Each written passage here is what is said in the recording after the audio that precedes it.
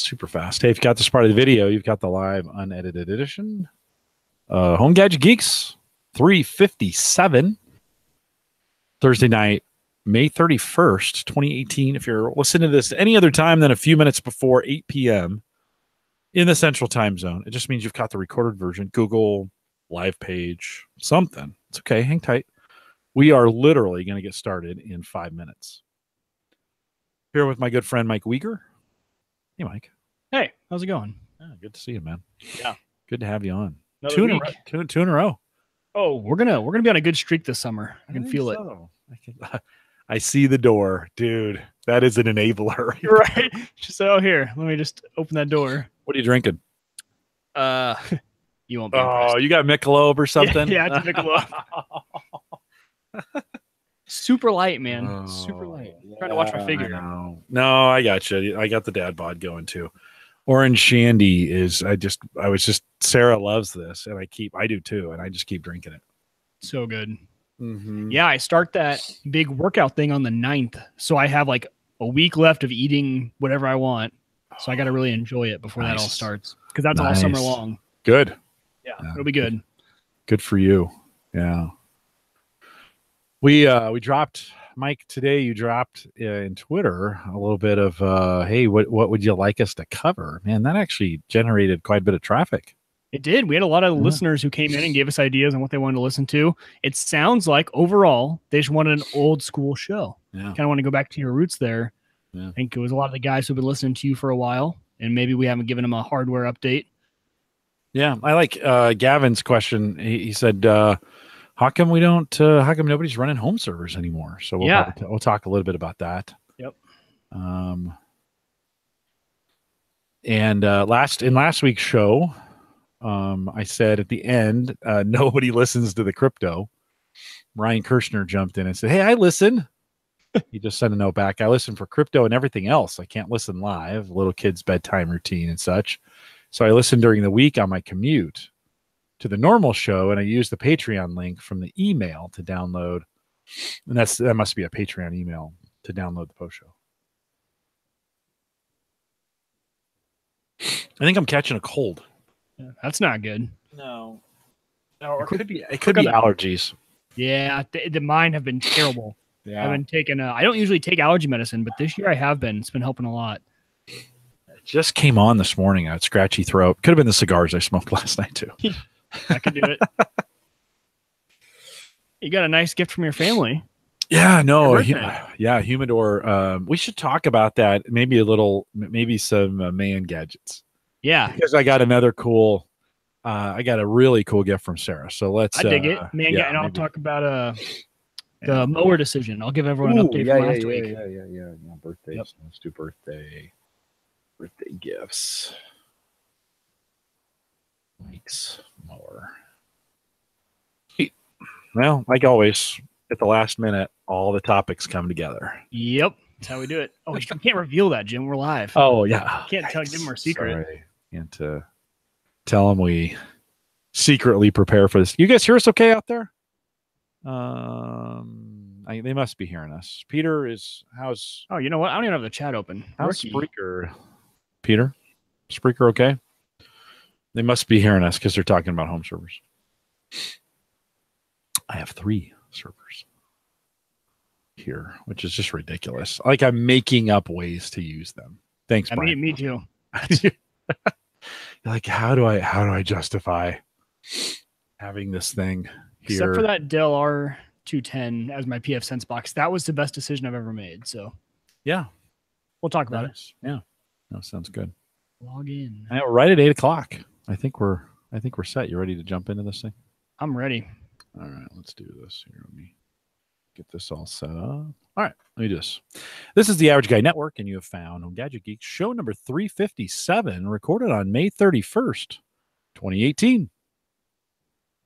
Here on Home Gadget Geeks, we cover all the favorite tech gadgets that find their way into your home. News, reviews, product updates, and conversation, all for the average tech guy.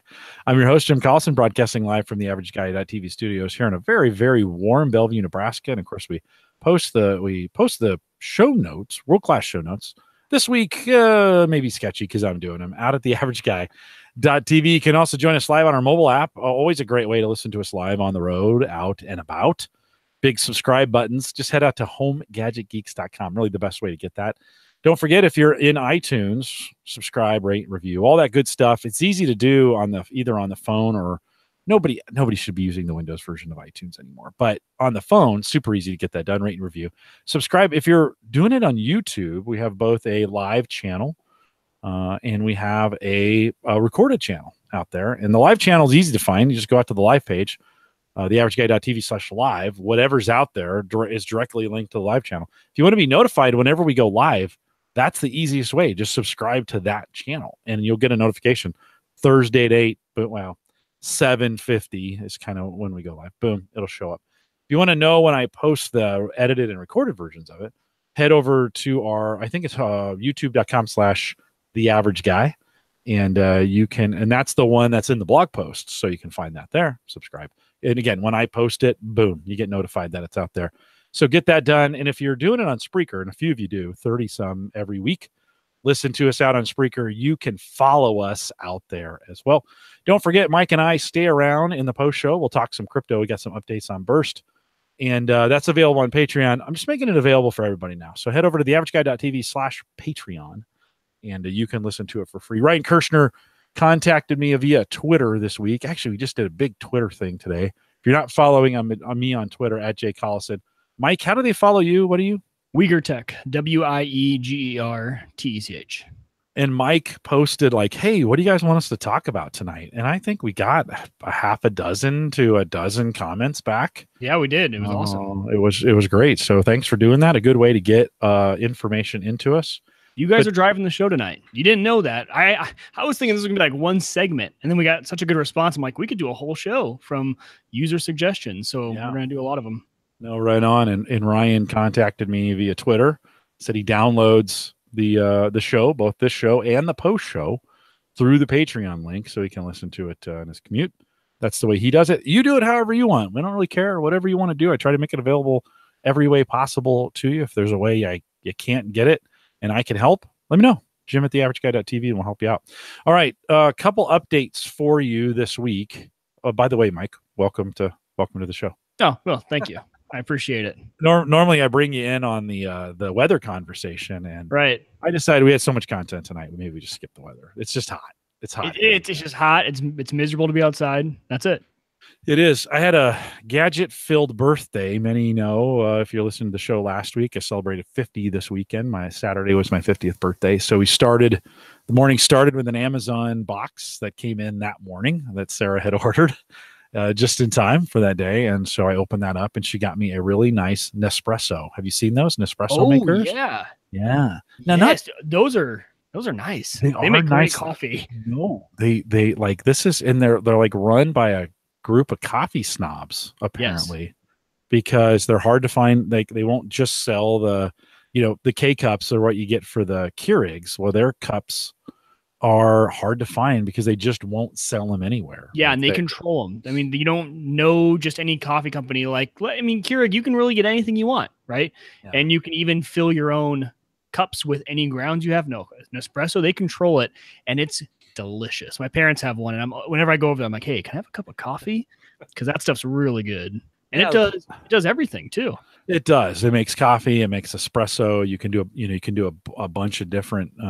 You should get the milk mixer. Have you seen their milk mixer? Well, hang on one sec. Okay, sorry, I'm jumping the gun a little bit. Okay, it's all right. But the coffee pods have actually a bar scanner underneath them that the coffee maker reads. Mm-hmm. So you put the pod in there, and it tells the coffee maker what the pod is, and then it tells it how to. How much water to use and how big the cup is. And because they have different size, right? They have different size cups that you could put in there that either make espresso or coffee. And so really, really cool. The unit itself, if you go on Amazon and you just search Nespresso, I think we got the $99 version, which for coffee maker, $99, that's a Keurig. Totally. Right? Price wise, you can cheaper than a Keurig sometimes, depending. Yeah. That's like a mid-tier Keurig, I think.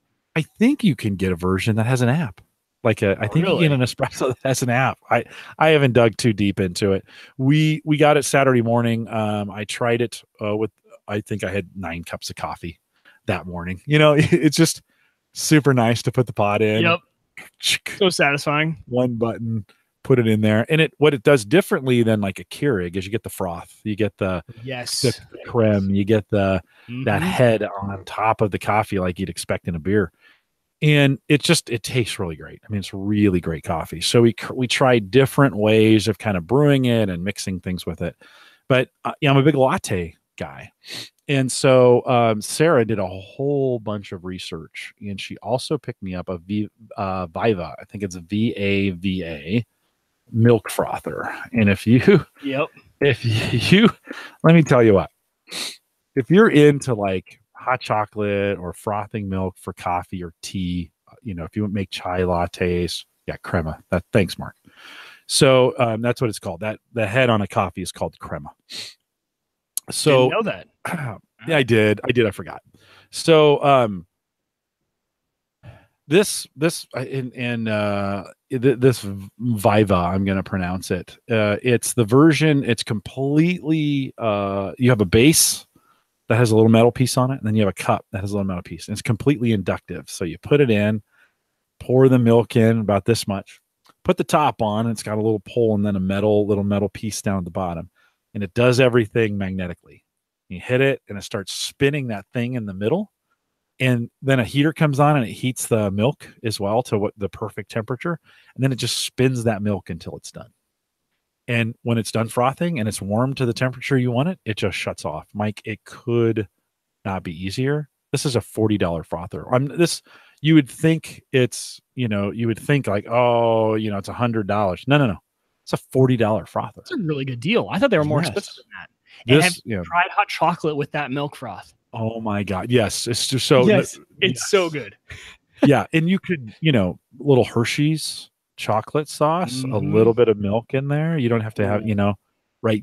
That's the good stuff, right? That's the good chocolate milk. And then let that thing warm up. Oh my God. Then add some peppermint schnapps. So we got when we talk about kitchen gadgets, imagine frothing with a cream or a half and half. Tony's like, I'm with you on the half and half. Like, Brian says I just shake the half and half carton. Yeah, you could. you that would work too. Just shaking it up. That might be the funniest. But it's not as satisfying, Brian. You got to watch this thing work. God, that might be the funniest thing I've heard in a while, Brian. That's shake, just shake weight, right? Yep. So thinking about maybe taking a heavier cream and putting it in there, and it's the deal thing. It was super easy. And so Sarah really did a whole bunch of work. I mean, when you think about kitchen gadgets, these are cool. And it was like $140 for the whole thing. It's not terrible. Great coffee. Easy frother. Frother takes now. It used to be I'd brew my coffee. I had a Mr. Good, Mr. Coffee. Yeah, I almost said Mr. Good Coffee, and I was thinking I was mixing Mr. Good Ranch. And but typically I put the milk in. Or no, I would make the coffee first, and then I'd use a typical frother, a tube frother, and so I would then froth last, and then pour that in. Well, now it takes. Because it's warming up the milk. We used to put the milk in the microwave to warm it up first, then froth it. Now you just pour it in, set it, hit the button, and then I can make the coffee. And by the time your coffee's done, is it usually about perfect? About done. Yeah, about done. So 2 really pretty awesome gadgets for the kitchen. That, and you undo the, on the top on the lid, you lock it, and you hear this as it pushes 8 or 9, I forget what the number is. It pushes, it's not just one hole in there. There's 6 or 8 that go around the outside, and then it puts a little water in the grounds to kind of moisten it before it runs the cycle for your coffee. So, if you're in that Keurig space, now Nespresso, the cups are harder to get. They're a little more expensive. K-cups are probably 60 to 70 cents each, I think, is maybe. Yeah, I can do the math on how much I spend. Actually, I just ordered, as you were talking, it reminded me to put my Keurig order in, because so I have the new Keurig that it does the K-cups, but it also does carafe cups. So you can do a whole carafe of coffee. Right. So on the weekends, Hannah and I both drink coffee. It does the full carafe. but you cannot find those anywhere in Omaha. I think maybe Bed Bath & Beyond might have them, but I don't have one close, so I don't go. So I order them online, and I just spent $47. How many? So that is 2 boxes of the carafe cups, and there's 8 each. So that's 16 carafes of coffee plus a 24 count of Cinnabon singular K-cups. Nice. So that's quite a bit of coffee, actually. That's quite a bit. Yeah. 24 cups plus 16 carafes of coffee. So, I mean, that's a lot. Sarah doesn't like the flavor of, and I just threw the link in the chat room to the frother if you're interested. Doesn't like the flavor of what? Of Keurig coffee. She's not. It's never really settled for her. So yeah, well, and there's just something different about the Nespresso. I don't know what they do that's so different, but it is so good. Even just their regular black coffee, because I'm not a huge. I mean, I like espresso, but I don't, not big on cappuccinos or anything. I just like black coffee, and gosh, they just do it right. I don't know what they're doing. It's fantastic. Oh, it's super good. I mean, I think what you were talking about, it's the 8 holes. It's how they're making it. Right. That's the secret sauce. So yeah, you put the barcode in, and then in the barcode, it reads the barcode. Yep. And then you can hear it punch through, which is satisfying. And then when you're done, you flip that thing open, and the lid pops open, and it pops out the cup and drops it down the backside, and then it goes into a container for your, like, it has a special container on the side. Really, to hold the empties. Like a receptacle. And then we ordered the cups directly from the company. Again, they're about $1 each, so it's a little expensive, right? It's not cheaper than K cups or Keurig. But then they send you a bag to recycle them. So in a UPS bag, postage paid. So you just put the bags. So you empty the old ones. Yeah, you take the empties, put them in a bag, seal them up, drop them off at UPS. They'll go back to the company and they'll recycle them, which for free.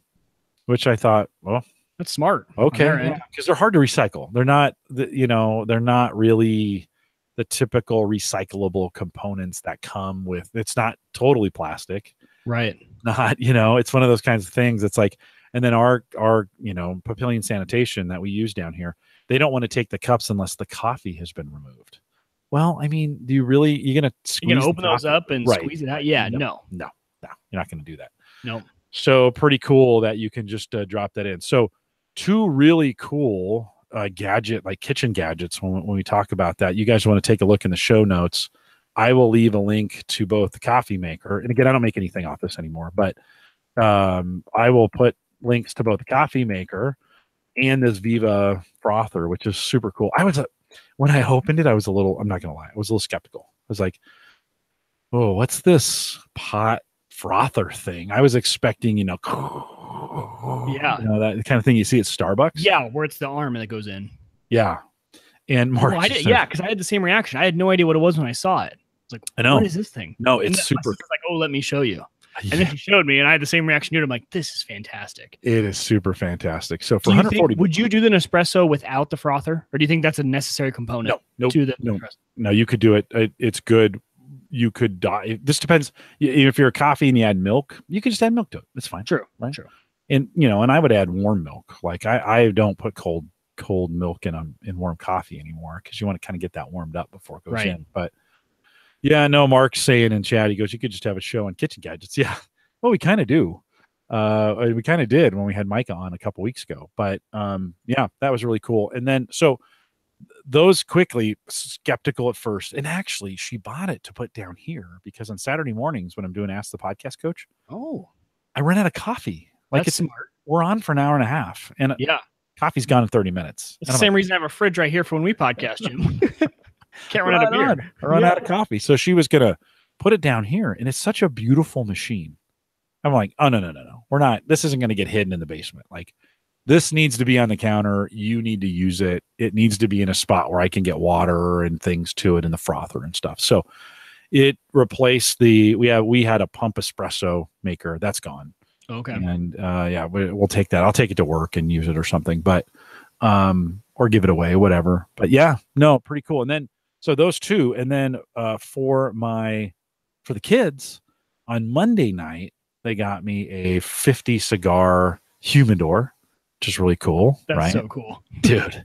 Super sweet, and 15 cigars in there. And then we had dinner immediately on the back deck smoking cigars.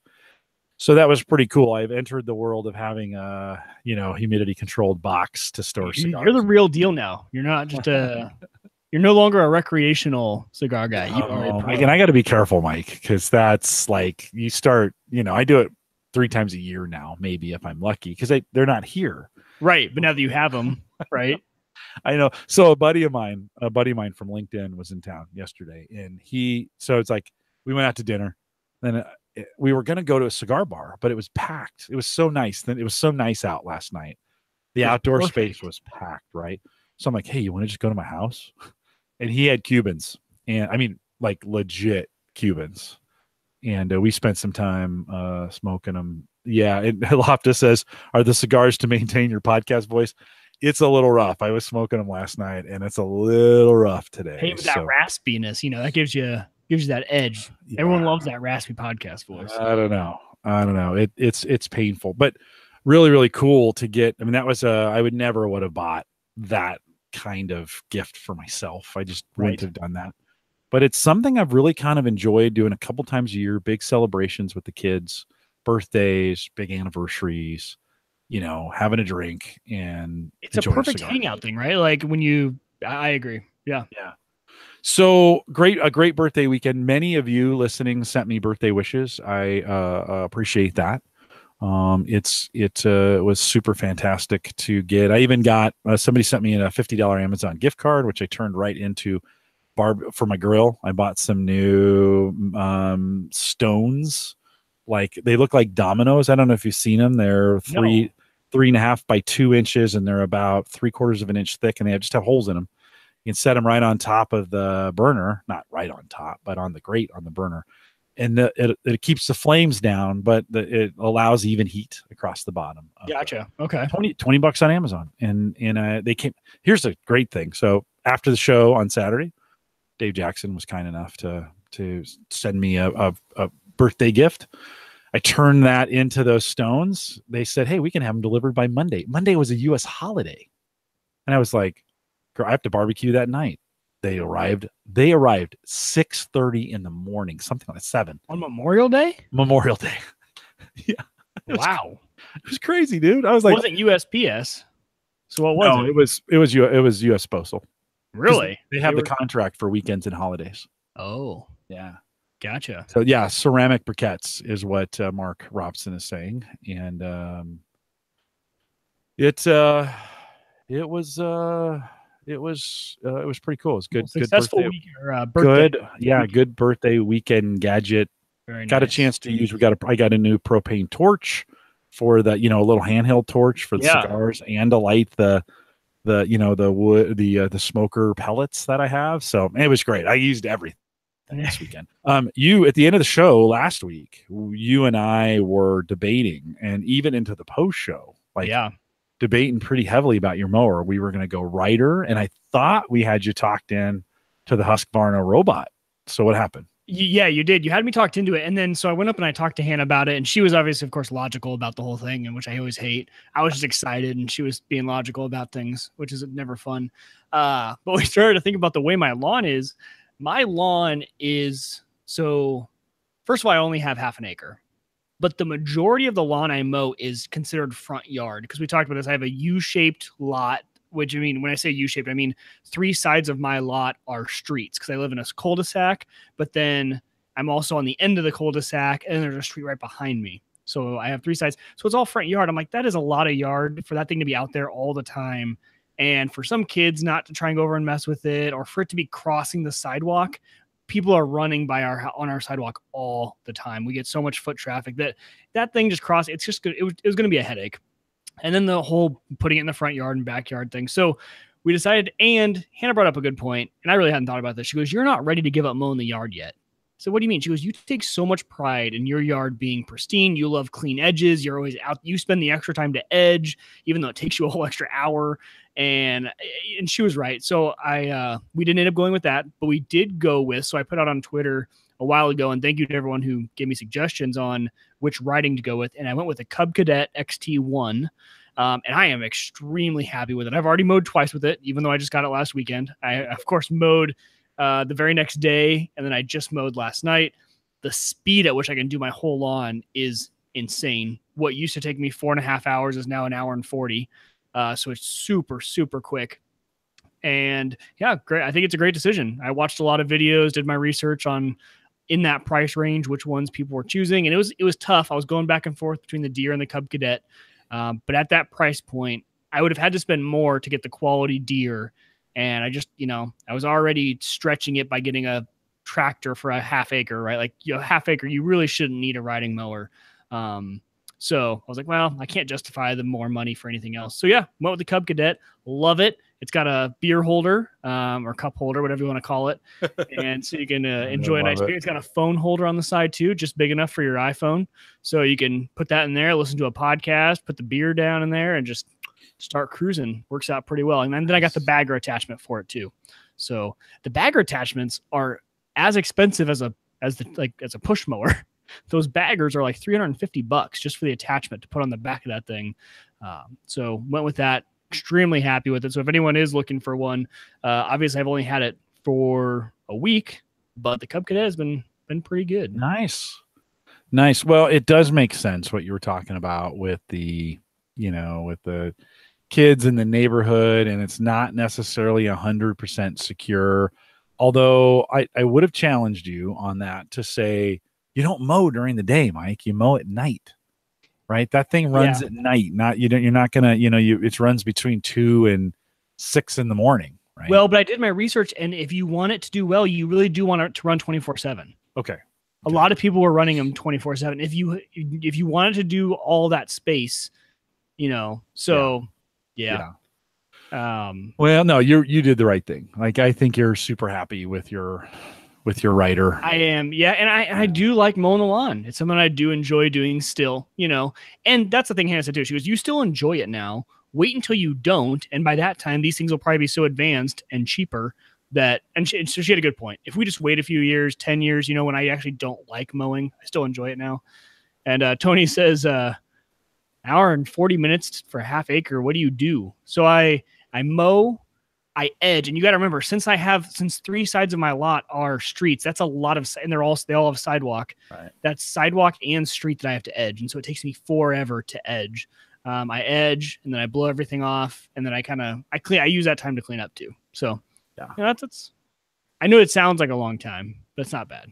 No, not when you do all that stuff. I do and then I have a lot of spaces I need to weed whack too, because I can't get to a lot of the spaces with the mower on my property, so I have to weed whack. So that's a long time too. Yeah, no judgment there. That's it's it is what it is, and it's probably a good call for you. So yeah. So I'm disappointed. I wanted to come over and help. I know, and I knew you would be. I'm like, this isn't as cool, and I in a few years I'll go for it. And then Brian asked, do you have an actual edger? Yes, I have it's electric, but it's the Edge Hog by Black & Decker. Works pretty well. If you guys are looking for a relatively inexpensive edger, it's like $80. Get it at Lowe's, or I think even Target sells them. Dude, they do a really good job. I've been looking for this Nespresso while you were talking on Amazon, and I can't find the one I bought or Sarah bought for me, the $99 version of it. So maybe it went up. Maybe it was lower priced over the weekend. So I'll have to keep an eye on that. Put it in the chat or put it in the show notes when we're done. So, well, I'll have to come over and check it out. And I got to get you over here so we can smoke cigars. That's what I'm excited for. We got to figure out. We don't care about the mower. I want to come down and smoke. Yeah, the mower's cool, but it'd be fun to come down, enjoy some beers, and get some cigar time in on a nice evening. I have trees that face the west, and so as the sun's going down, it goes right through the trees. It's super beautiful, and enjoy that. So we'll have to get that done. Mike, one of the suggestions we got, and I think it was kind of Kevin Schoonover that threw it to you. I mentioned earlier that you threw out on Twitter, hey, what are some show ideas? We wanted to hear from you and what you're interested in. I think we'll cover a couple topics around what you asked for. Some of them we covered before, so we're going to hold off on those. But Mike, when you think about your daily drivers, like what are you using? And I'm gonna roll through kind of the whole setup here, but talk a little bit about what are you using? What do you got set up there? What are your PCs? Give us some configurations. Let's talk a little bit about that. Yeah, so my daily drivers in terms of devices I use all the time are going to be my MacBook Pro. And that's actually I don't use that as much as I used to. It's one of the newer models. So I think I bought it in 2017, but I think technically it's a late 2016 model. But I got the i7, made sure I kind of future-proofed it so that it could last me for a long time, because I wasn't podcasting anymore, but I still wanted I still wanted a computer that could edit video on, and it could podcast and do all that sort of stuff. So hopefully this laptop gets me through. So as far as a laptop or computer that I use every day, still using the Mac. iPhone 7 Plus as my phone, which actually I just shattered the screen on. When I was mowing, actually, I left it on the back. I set it on the back bumper of Hannah's car, and she went out to go do something, and that was shattered. But there's, those 1 hour fix it places. No, it didn't. No. So, okay. But iFix Omaha fixed it for $99. So not too bad. Good. So yeah, iPhone 7 Plus, I was thinking about upgrading to the 10, but I think I'm going to wait until their phone this year. I think they'll make an improvement on the 10. So I'm going to wait and see what they come out with in the fall. And then Xbox One S, I know it's a weird thing to call a daily driver, but as far as when I come home and if Hannah and I sit down to watch anything, we're using the Xbox One S. I watch all my YouTube videos on there. I don't sit in front of a computer anymore really to watch YouTube videos. I'll probably just sit on the couch and watch it on TV because it's such a nice experience on there. We access Plex, YouTube TV, all that stuff. So we use the Xbox One. That is on a lot in our house because Hannah or I, and even if we're not watching TV, we run Spotify on that because it connects to our speakers and we play our music through there as well. So it's pretty much always on. And then I just got the new current gen iPad, and it's the cheaper version. So we talked about this a while back, but they have a $349 iPad now that is the smaller form factor, still cheaper. It's current gen chipset, but just smaller. Actually, and I think it's actually the less powered current gen chipset. And it's not too bad. I actually have it on right here. If the playoff game is on it, so not too bad. I got a little keyboard case for it. This device is becoming more and more a device that I have on my lap all the time. And actually, I got it for work because I take it around all the time to meetings as my kind of, open up OneNote. I have my Outlook on there and can send emails and take notes if I need to during any meeting. So as far as daily drivers go, that's what I got. And then I don't know if we want to go into server rack. There's only a few there. Talk a little bit about what you got. Because those are technically daily drivers too. They're just in the background. You don't think you're using them. So real quick, in my server rack, I've got the Dell R710, and that's a quad core dual E5606s at 2.13 gigahertz and 24 gigs of RAM in that thing. And then also the Dell R210 version 2. That's a quad core E3. 1220, 3.1 gigahertz with 8 gigs of RAM. That is just my pfSense box. So the R210 is only pfSense. And then an old Dell Optiplex, which has an i5 2400 in it, pretty old, 3.1 gigahertz, 8 gigs of RAM. That is mainly now, it was used for a lot of different stuff. Now it's just pretty much my SightHound security box. So that runs all my security cameras. And then the old mining rig, which isn't even worth talking about the specs in there. But you'll notice my server rack is utilizing old hardware. That's why I love it. I go on eBay, buy old enterprise grade servers and use them in the home, and they still work pretty well. And those two models specifically are rare because they're low power consumption, low relatively, right? Like that Dell R710 is a huge box, only pulls about 140 at idle and like 195 at load, which, I mean, yes, that's considerable amount of energy, but not too high when you think about a server of that size and what some of the other ones do. So that makes up my entire list of what is currently in my lineup. Yeah, it's kind of a sickness. You got most people, are happy to have one PC in the house. Yeah, and I have like a bunch of different options, right? If I want to go to different stuff. Yeah, one of the things is I was thinking through this exercise with you as we were in pre-show kind of talking about it. One of the things is like, what's next? Like what you said, you just picked up an iPad, right? Yep. So you're there. As you look ahead, you have an eye on anything, or is there anything out there that you're kind of looking forward to? Right now, my focus has not been on my personal computing items. It's been more on my network and my media experience. So what in my home can make my media experience better, because that's really, I don't have too much time anymore with the kids to sit down and use a personal computer or really even an iPad. Like, yes, I do get some time to do that, but a lot of my time is spent. Hannah and I finally have 2 minutes. We sit down the other night and we watch a show together before we go to bed or something like that. So it's media, it's network. I've come to know, to find out about myself is that I'm a huge network nerd. Like, I love networking gear, whether it's PFSense or Ubiquiti, access points, running wire. I love running new wire in the house. If I can pull new Ethernet cord, I will. I'll get up in my attic no matter what temperature it is. And so it's been a lot of fun doing those sort of upgrades, and that's been what I've been focusing on. So yeah, I have a lot of things I have my eye on in the networking space as far as upgrades to my network. But as far as personal computing, I think I'm pretty well set with the exception of my phone. I always do like to upgrade my phone at least every 2 years.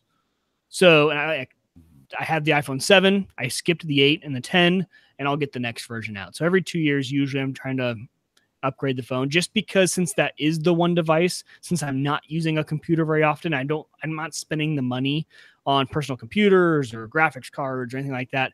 The phone is, I need this to be snappy and fast. So if this starts to slow down, I really start to notice it because I'm using it for everything. And it's funny, even if I'm using one of my desktops at home or even my Mac laptop, usually I'm using TeamViewer on my phone from my couch to utilize them because I'm not going to go down and sit at my desk or anything like that. I'm just sitting on the couch. I'll just TeamViewer into it if I need to use that machine for something. But so no, not in the personal computing space. I don't really have my eye on anything. I did on a gaming PC for a while, wanted to build one of those, but prices are still just too high on the graphics cards to consider that right now. They're coming down a little bit, right? They are. For me though, it's not a necessity. So these I need the prices to come back down to like pre-crypto prices, and then we'll start to consider a gaming PC. I always kind of gauge that kind of based on I bought those Asus GTX 1060s, the 3 gig version, single fan. And so I kind of gauge where the market is by looking those up again. I think we're due for another set of new cards that are coming out, maybe a fall or something. I think maybe. And okay. It'll be interesting to see where prices go. And maybe I can't. The card I have is still about 300 on Amazon, which I got them for 215. So maybe they haven't come back down. They're still up there at a premium. Yeah, I don't think as high as they were, but certainly not as low as I think we'd like them to be. So, right. Here in the Collison house. So let me answer the question I asked you first. Is that I'm not thinking about any upgrades right now, which is really weird. It's the first time in a while I don't have eyes on the next version of something. Like not looking at the next, the Ryzen chips from AMD. I'm not looking at the new Intel, the new Intel chips that are coming out. I'm not thinking about building a 32 gig or 64 gig server, with a whole bunch of storage in it. I'm kind of content with what I have. Everything's running, and it's running something that I have here, but I've got, I go back to a 3rd gen Core i7. That is what I'm on right now. I've got those 2 GTX 1060s, which I've actually started using as, I know this is going to be a huge surprise, as graphics cards. What?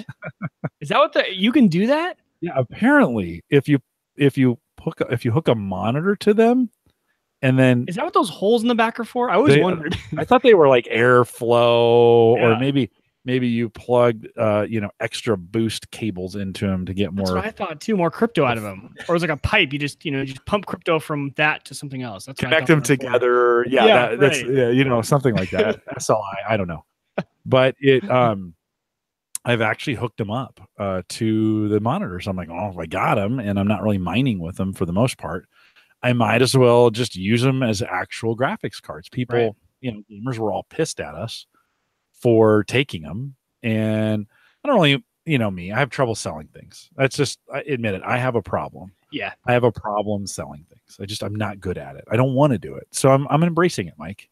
I'm just embracing it. I'm not a good seller. So, that's a great idea though. Cause I wish I would have kept at least one. Cause think about it. I had cards that were perfectly fine for the gaming I want to do. I am not a hardcore gamer, but it would have been perfectly fine to run, Fortnite or something like that on a PC. So, and I wish I would have kept one, but I didn't. So running 2 monitors off 2 cards. They're there. If I want to turn them back on mining, I can. That's great. 250 gig SSD drive in that with 16 gig of RAM. Pretty standard. Does what it's supposed to do. It's in a big, it's in one of those Cooler Master boxes, the big square ones. Love those things. I'm not sure. They have room for everything. They have you can get the drives in and out easy. It's got a tray that pulls out for the motherboard. It fits just about any size power supply. It's a great box, and you just can do a ton with it. I don't know if I buy a traditional stand-up tower box anymore. Right. If I'm going to go with the new box, I think I'm going to go with that style. It's that land party style where it's got 2 handles on the side. So in theory, you could build a monster and then carry it to a land party. Well, I'm not carrying it to a land party. Let's just be honest. But it's a great box. So that's the primary driver. I've got an old Core i3 that actually was my primary driver for a lot of years before I upgraded. And that has become the driver for the video. So the audio and the video that you're getting right now is just run off this Core i3 box that just does its thing. It's got 8 gig of RAM. It's got a 250 gig SSD. It runs everything I need it to run. It's actually got 2 1060s in it as well that are just sitting there at this point. I'll do something with them eventually. But although if prices pick up, I may turn it back on. That's kind of why I held on to them, because I'm like, if we see a run, it's not costing you. They're turned off. Might as well keep it around. Have the option in the future. Yeah. I'll have to ask Jim, are the LAN party days over? Yeah, for me they are. Anyways, I don't know if kids are doing that anymore. They are carrying Xboxes and PlayStations and doing it. They're getting together. Yeah, they're doing it virtually as well. But I know college kids are like, oh yeah, I took my Xbox over and we didn't have to. Oh, okay. Totally. Even just a few years ago in college, we brought them into the same dorm room, to play around. And then Lopta also said you have a R210 just for PFSense, but it's an older model. Well, so I was looking at for routers. If you got a Ubiquiti router or any other brand of router, they're at least $100. Edge routers you can get for like $55, but I got that R210 for $120. It's a little bit older, but it's a super overpowered PFSense box. So I am future proofing. I could run gigabit. If I ever got gigabit internet, I could run it. And it was the same price as other routers around. So you just got to shop the eBay deals. That's what I did for both of those. And both of them are, like you said, if you heard the specs on them, they're not current gen servers. Yeah. And mine aren't either. Yeah. I bought for the burst box that we're using here. I bought a PC. We've talked about this. It's an Optiplex 990 Core i7. It's an early generation Core i7, 16 gig of RAM. It came from work with a 250 gig SSD, $65, which was awesome, right? Those Optiplex machines are perfect machines that you can get on eBay. They're always selling them. That's what's running my security camera footage, and that thing is just a workhorse. Right. Those things just last forever. No USB 3, which I was a little disappointed. I had to buy some. Yeah. I had to buy some ports to get that to kind of get that done. They're the Honda Civic of computers. Like they'll run forever as long as you take care of them. Yeah. They're gonna treat you right. Good little box, good size, a completely underpowered power supply. So there's no way I'm taking one of those 1060s and move them into that box. It doesn't even have a connector for it.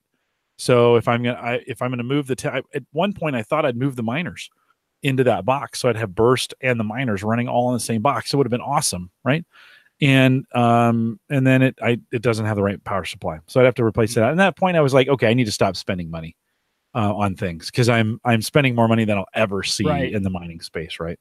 Some old equipment still hanging around. You can see to my picture right here is I've still got an HP N40L that I think Gavin had asked, how come nobody's using home servers anymore? We may talk about this a little bit later. Ironically, that's still my home server. So I'm using Windows 10 for it, but I've got, I'm running StableBit drive pool on it, and I got 4 terabytes in that box. I've been monkeying around a little bit with storage on that thing. It used to be when I was using CrashPlan, it was my CrashPlan backup. It worked great for Windows 10 because CrashPlan would only work on a desktop client, and I would move everything there and it would back it up. Well, with CrashPlan's demise and moving to the Moro data box and going to Backblaze, we talked about that last week, I don't have as much of a need for it anymore. So it's one of those boxes. It's powering this monitor right now. That's its job, is to power that monitor. That's right behind me right there. So, it sits and waits. I'm sure I'll come up with a use for it at some point. It's a really nice box. I could get multiple drives in it. Like I said, easily I got 4 terabytes in there with just throwing some drives in and grouping them together with StableBit. So that's pretty cool. Behind it is actually a Dell 3050, I want to say. Brian Auer can tell me in the chat room if I get that right. It's one he recommended to me a couple years ago. Little box. It's one of those little minis, not much bigger than this. And that's the SIA server. So it's got, I think I put an SSD in there. I think it's got 4 gig of RAM. I forget the processor, but it just runs. It's really cool. It's got USB ports, like it I does. Love those machines that just do that. Yeah, because I forgot I also have my Kangaroo, and that is actually powering this PC right above me. That if you catch me looking up, it's my security camera monitor. So it doesn't run it, but it remotes into the other machine, and it just displays them up here so I can see my cameras while I'm sitting at my desk. Yeah, and I burned up one of those Kangaroos, and they replaced it, right? Way back, we talked about that. Yep, using it. It's a storage box. So I got storage on it. I got one node. It's 4 gig. It's a 4 gig box. So it can run a node of storage. And for now, it does its thing. It just sits there, super efficient. It's kind of hidden behind the boxes over here. So, and then I bought at the meetup last fall from Kevin Schoonover, since he asked this question. I bought that AMD low power AMD motherboard and chip from him, 16 gig of RAM. And that's actually, I've got 4 instances of storage on that thing running right now. And it makes a great storage box. And when I'm saying storage, I mean the cryptocurrency storage, STORJ. Right. We've talked about that before too. We won't go into depth on that. It's a good little storage box, super inefficient. It does its job. It's really good. I've used it as a PF Sense box. You could use it for anything. Super low power, lots of memory. You could crunch some, anything where it's memory intensive and maybe not CPU intensive would be great. I'd used it for burst for a while. The CPU just wasn't quite up to burst.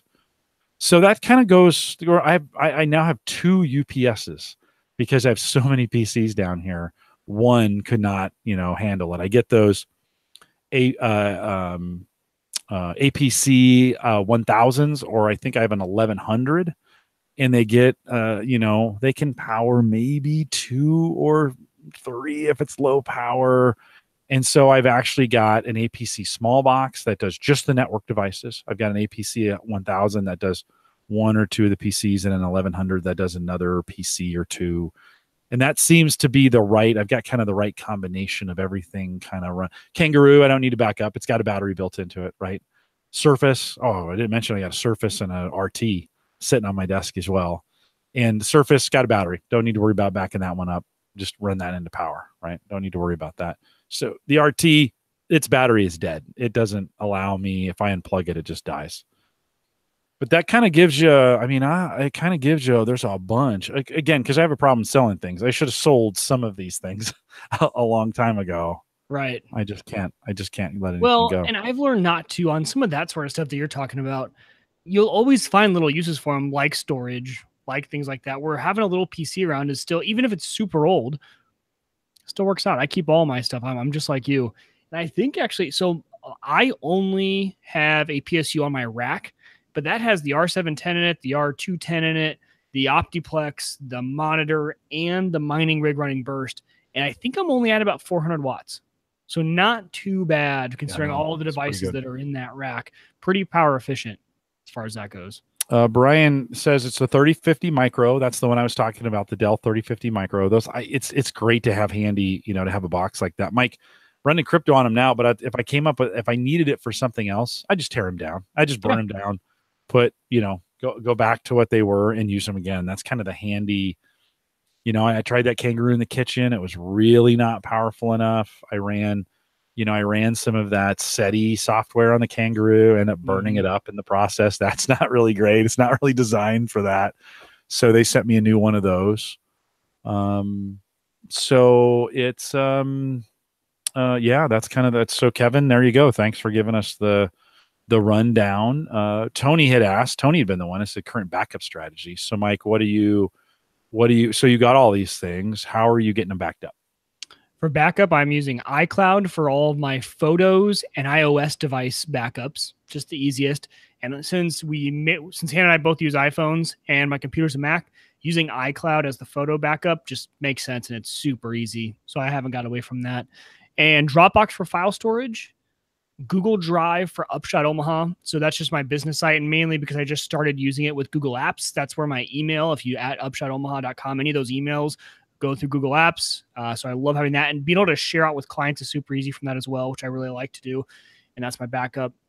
And then as far as everything else, like my files, my home videos, I have a second backup of all my photos. So I take my photos from the Photos app that's backed to iCloud. I copy it over to my NAS, which I say it's a NAS, but it's the R710. So my R710 runs Windows 10 and just has a share on it.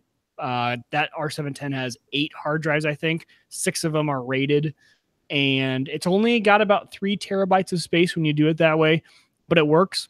And so that box is technically my home server, right? That's my storage. That's my NAS. Throw everything over there. Anything else that needs to be backed up in my house, if it's not backed up one of the ways I talked about, it's going over to the NAS, and then that entire share is backed up to Backblaze. We talked about one of the benefits of running Windows 10, and we'll talk about this later because Gavin asked why we don't use home servers. So I technically am, because I'm running that Windows 10 on the R710, and you can use the desktop version of Backblaze and only pay $60 a year for unlimited. And it doesn't really know it's a NAS, right? It considers it a desktop PC, but I got a bunch of hard drives in there, so you can treat it. So you get $60 a year for unlimited backup of your home server or NAS, which is kind of nice. Yeah. And, I probably would have gone that direction had I not spent time with the Morrow Data guys. Oh, trust me, if I had a Morrow Data box, I would be using that. That thing is pretty slick. Yeah. I love that box. I can't justify spending more money on another storage device, or else I totally would. If I was to buy another NAS, and I've told a lot of people about those Morrow boxes, because my dad was looking for another one, and one of my in-laws was looking for another one. I said, you guys should check this out. So, but they are a little bit pricey still. Yeah, you're starting at $5, and so exactly. It's a little. I probably wouldn't have done that. Just to be honest, I probably wouldn't have done that on my own. Right. Morrow Data, Tony, and the guys over there. Very, very generous to pass that along. We talk about it quite a bit. They talk to me every once in a while, send me notes, say, hey, how's it going? What are you thinking? They're watching and helping me with that. It's been a good little NAS box, and it does way more than I'm using it for. But it has been moving all my data. We talked about that last week, moving all my data onto it, and just using it now. Oh, dude, drop dead simple. It's just, if I need the file, it goes and gets it. If it's not there, it's storing at least a terabyte in its cache. So if I've used it recently, it will most likely be there. And the Backblaze integration, the Backblaze integration was drop dead simple. Create a B2 account, create a bucket, get a number, put your number in Morrow Data, dude, you're done. It starts, you create a folder, it starts backing up that folder to Backblaze. So pretty simple use. Again, like you're saying, barriers, cost of entry for most people. But if you're in that NAS, you're thinking about buying a NAS, and even if you're going to build one, if you don't have the components, you're going to be in the $300 to $400 if you can use a PC. Drobo, a Synology, those are going to be $250 to $500. So it's pretty close in that. I mean, I still have my Drobo. I've got 7 terabytes of storage right now on my Drobo that's available there. My progression to backup was the Drobo went to CrashPlan, and they de-supported that. And then CrashPlan de-supported the backup client and moved us all on to the business plan. And it's just been a disaster. I thought it would work, and it hasn't. My plan comes up in September, maybe October. I'm going to cancel the whole thing, and because I moved on to Backblaze. And so it just didn't make sense. I think, though, if I didn't have the Morrow box, I would be doing what you're doing. Is I'd be back on my N40L. I'd have file share going on in the network. Yep. I'd be using the Backblaze client at $60 a year unlimited. Yeah, super easy. Yeah. And Mark had a great idea. So he said, I wonder if you could run it on a VM on that R710 on the server, if you were running server grade OS, and point it to that server file share. I bet that would work. I bet as long as you spun up a Windows 10, and that's another reason I love having that R710. We talked about having these old boxes that just provide a lot of utility. Is I'm always spinning up VMs on those things. I'll spin up a Linux distro and do something with it, play around with it for a little bit, and then shut it down and delete it. And when you have these old boxes, you have the availability to just kind of do that. So keeping those super old PCs, you don't always need the fastest. You just need to spin something up just to see if you can do it, because you spin your VMs up on Azure, right? Because you have a credit with them. So if you ever need to spin up a distro, you can just do it there. I do. Although as of July 1st, I have not opted to renew my Microsoft MVP. I wasn't given. I'm so busy at work right now. Career is on fire. Lots of great things are happening. I don't want this podcast to suffer. I just didn't have the time. Family's been busy, lots of things going on. So I notified Microsoft that I'd no longer be. I wouldn't be applying. It was they were cute. I didn't submit the paperwork, and I got a note from them. Hey, we didn't see your paperwork. Like, everything okay? Yeah. And I'm like, oh yeah, sorry, no, I'm going to choose to just close it out. So my Azure credits will stop. My access to software will stop at some point. That's a huge benefit that I'm turning away. I just didn't feel good about, I wasn't getting the time to do the testing. I wasn't as involved in the community. Talk about Microsoft a lot, but that just didn't, I was having trouble justifying it in my own mind. So I just kind of said, yeah, I think I'm done here, guys. I'm having a hard time. I'm having a hard time justifying it at this point. And I'm in a different phase, just in a different phase of my life. I don't know if I want to do that kind of stuff for them. I'm more interested in the crypto side of things, and my internships at work have gone nuts, and they're doing really well. I got a lot of work to do with those. And, the recruiting and the podcasting I do both here and at work have taken a lot of time, and they're being very successful. We're doing 35,000 downloads a month at work with the podcast, right? Yeah, and you got to go where your interests lie, and what you like to do. So turn it down so it'll end in, I don't. But that being said, I was spinning up. I could spin up it's not super efficient to do it that way. It's much more fun to spin those up locally on server, right? I enjoyed that more. Although I just didn't want to maintain server instances either. It's kind of like, no, just bare metal hardware is a lot easier. We've alluded to this a couple times, Mike, and Gavin had kind of asked, why have we moved away? Why have we all moved away from home servers? Although what's funny, but neither you and I have, we just don't really talk about them that much. Yeah, we don't talk about it too much. No. Why do you think that is? I mean, I think, let me just pose that question to you, and then I'll jump in. Why do you think there's less on home servers and these days than there's been in the past? I think for the average guy, you can go out now and you can get an affordable NAS that, number one, is more affordable. Number two, uses way less power. I mean, you're talking sub 10 watts, and my R710 is pulling 150, right? So if I could do, I would give up the ability to spin up VMs. And so that R710 is also my Plex server, which pulls from the tuner and records. We'll talk about that here in a second. But so it's doing some other stuff, but you can do a lot with a lot cheaper hardware now. So I think people are just choosing to go the easy route, grab one of those cheaper NASs, the name brand ones, and go with that if all they're looking for is storage. And then the other reason is that a lot of the stuff is just hosted in the cloud. We don't need servers anymore, because most of the stuff that we're going to do for the average guy, everyone in the chat room is going to just light me up right now, because we all, us, you and I included, and the people in the chat room, we love it because we have the need for it. But I think most people don't need them anymore. Yeah. Well, and Tony says, well, Microsoft killed all the home server products. Yes, but you can, let's just for argument's sake, let's just say when we are saying home server, what we mean is a Windows-based file storage, file server at home, not the home server product per se. By the way, I still have copies of that in my library right there that I'm going to keep forever until I die. My kids will be like, "What is this crap?" And they're going to throw it away. Home server 2011. What is this crap? Like we did with my dad's stuff. You just, you end up throwing it away. So for the sake of argument, let's just say for this discussion, I'm really referring to a Windows server based system that's a file store that you have at home. Okay. So not necessarily the traditional home server product. Right. I agree with you that I think the popularity of the NAS devices got easy. I also agree with you that cloud options got pretty good, and a lot for not a little. I mean, for a little, you could get quite a bit of cloud storage, get it there.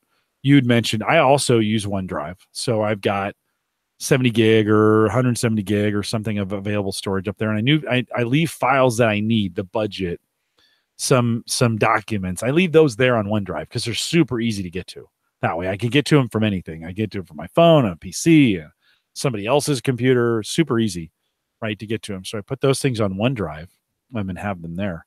So I am using some cloud for that.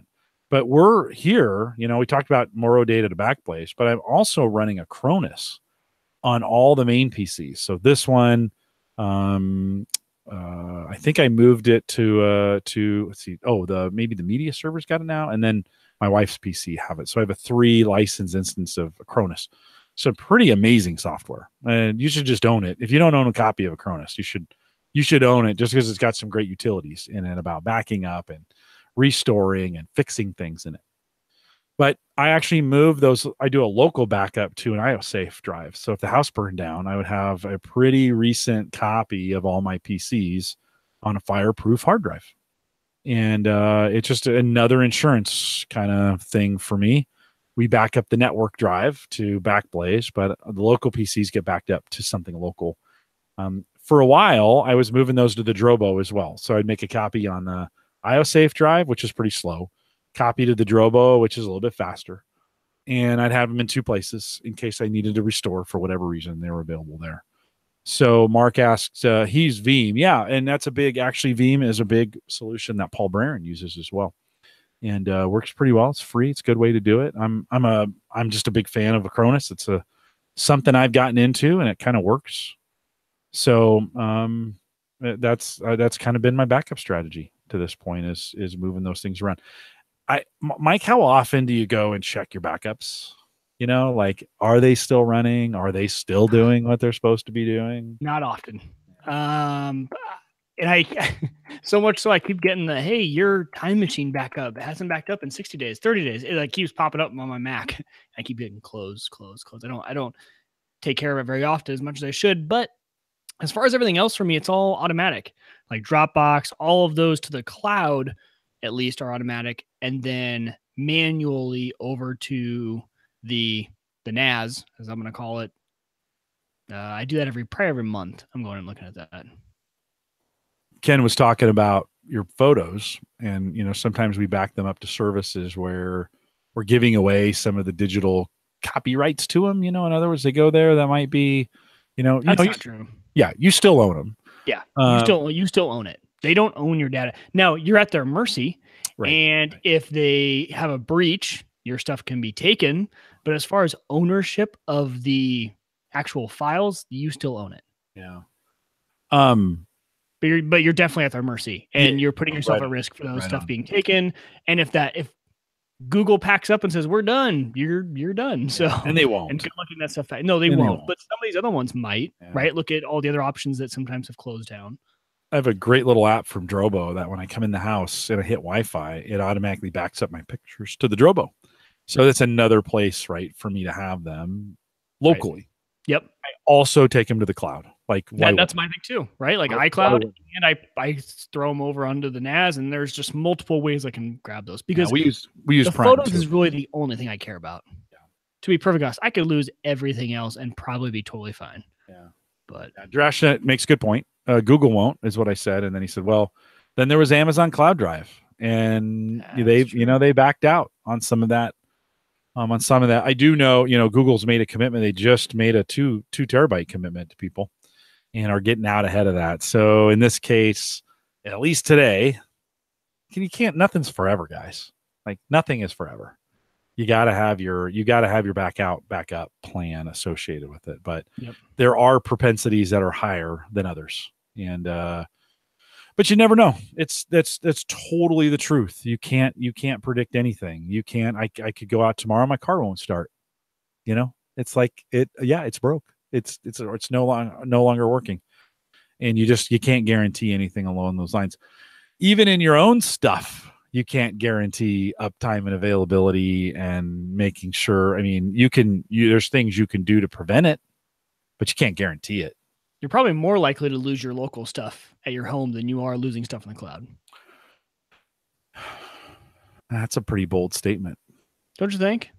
I think it depends. Like the odds of, not the odds of a breach, but the average guy. The average guy, yes. Yeah. I think the odds of losing guy. Everything I mean, I just think of the risk of a fire or a flood taking out a single server in your home compared to, okay, those cloud services, your stuff's backed up everywhere. If one of their data centers went down, you would likely still have your stuff. I think it's probably the odds are greater that you're going to lose that if you only have it stored in your home, right? Yeah. Yeah. Well, I don't think a fire or a flood are the highest propensity. I think you accidentally deleting Okay. it. I didn't think about that. That's true. Yeah. Yeah. It is, Or that hard drive going kunk, kunk, kunk, kunk, and you didn't really have a backup, right? Like right. you weren't going to the cloud, Yeah. you weren't in a raid, anything like that. Yeah. Drashna says, you can, FBI warrants can collect your data. If the FBI wants your data, they're going to get your data, even if it's yours, by the way. They will, they will come to your location. If you're doing things you shouldn't be doing, they will absolutely, I don't think that, whether it's in the cloud or you have it locally, I don't think that guarantees or makes you safe.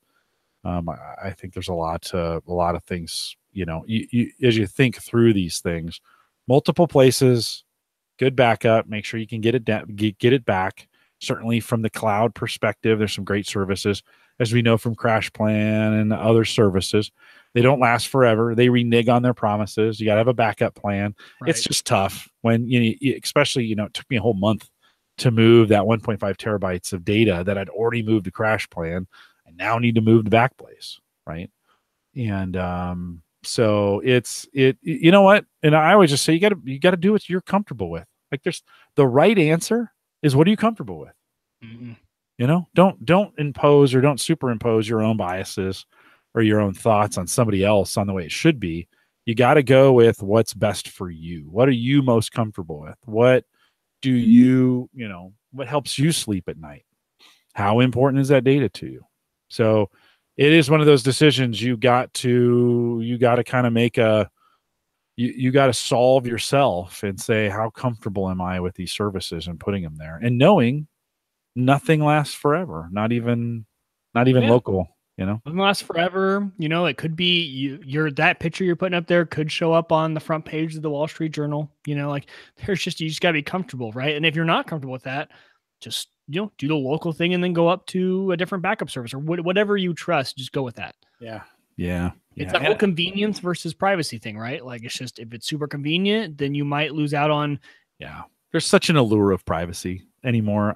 Mike, there's nothing private anymore. I don't think there's anything truly private. It's a good point.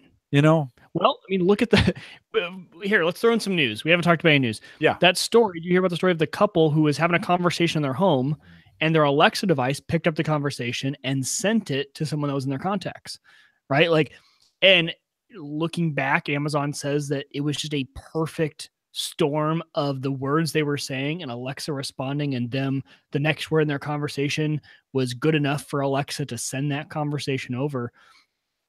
Can't even have a conversation in your home anymore, right? Like, and be guaranteed privacy. You can't be guaranteed if you have those devices in your home. No, you can't be guaranteed privacy on those things. And you want privacy, go home, have a conversation, and don't be on the phone, don't be anything. Not anymore. Listen, our phones have been spying on us way longer than Alexa has. Yeah, that's true. That's very true. It is, I don't know. I think you have to come at it like nothing's private anymore. Like everybody knows my social security number. Everybody knows my address. Everybody knows my phone number. Mm-hmm. Everybody knows where I live. You kind of got to think like the days of having, and I'm not saying it's right or we should accept it, but the days of those of privacy, I think they're pretty long gone for the most part. We're always being monitored. No, right on. It's what's funny. I watched the 1984, the other day. I had never seen that, or I hadn't seen it in a long time. And it came up on my Netflix, and so I was watching it. One, it's a super weird movie. But two, this paranoia, this dystopia paranoia of Big Brother watching us, kind of a thought that ran through it still runs through today. Maybe it's even worse. But who would have thought we would have, in those scenarios, the government imposed its will on the people and forced them to have these devices, right? To be monitored with. Today, we invite them in our house. We do. Yeah. And we buy them, and we buy them ourselves, and we podcast about them, and we celebrate them, and Yep.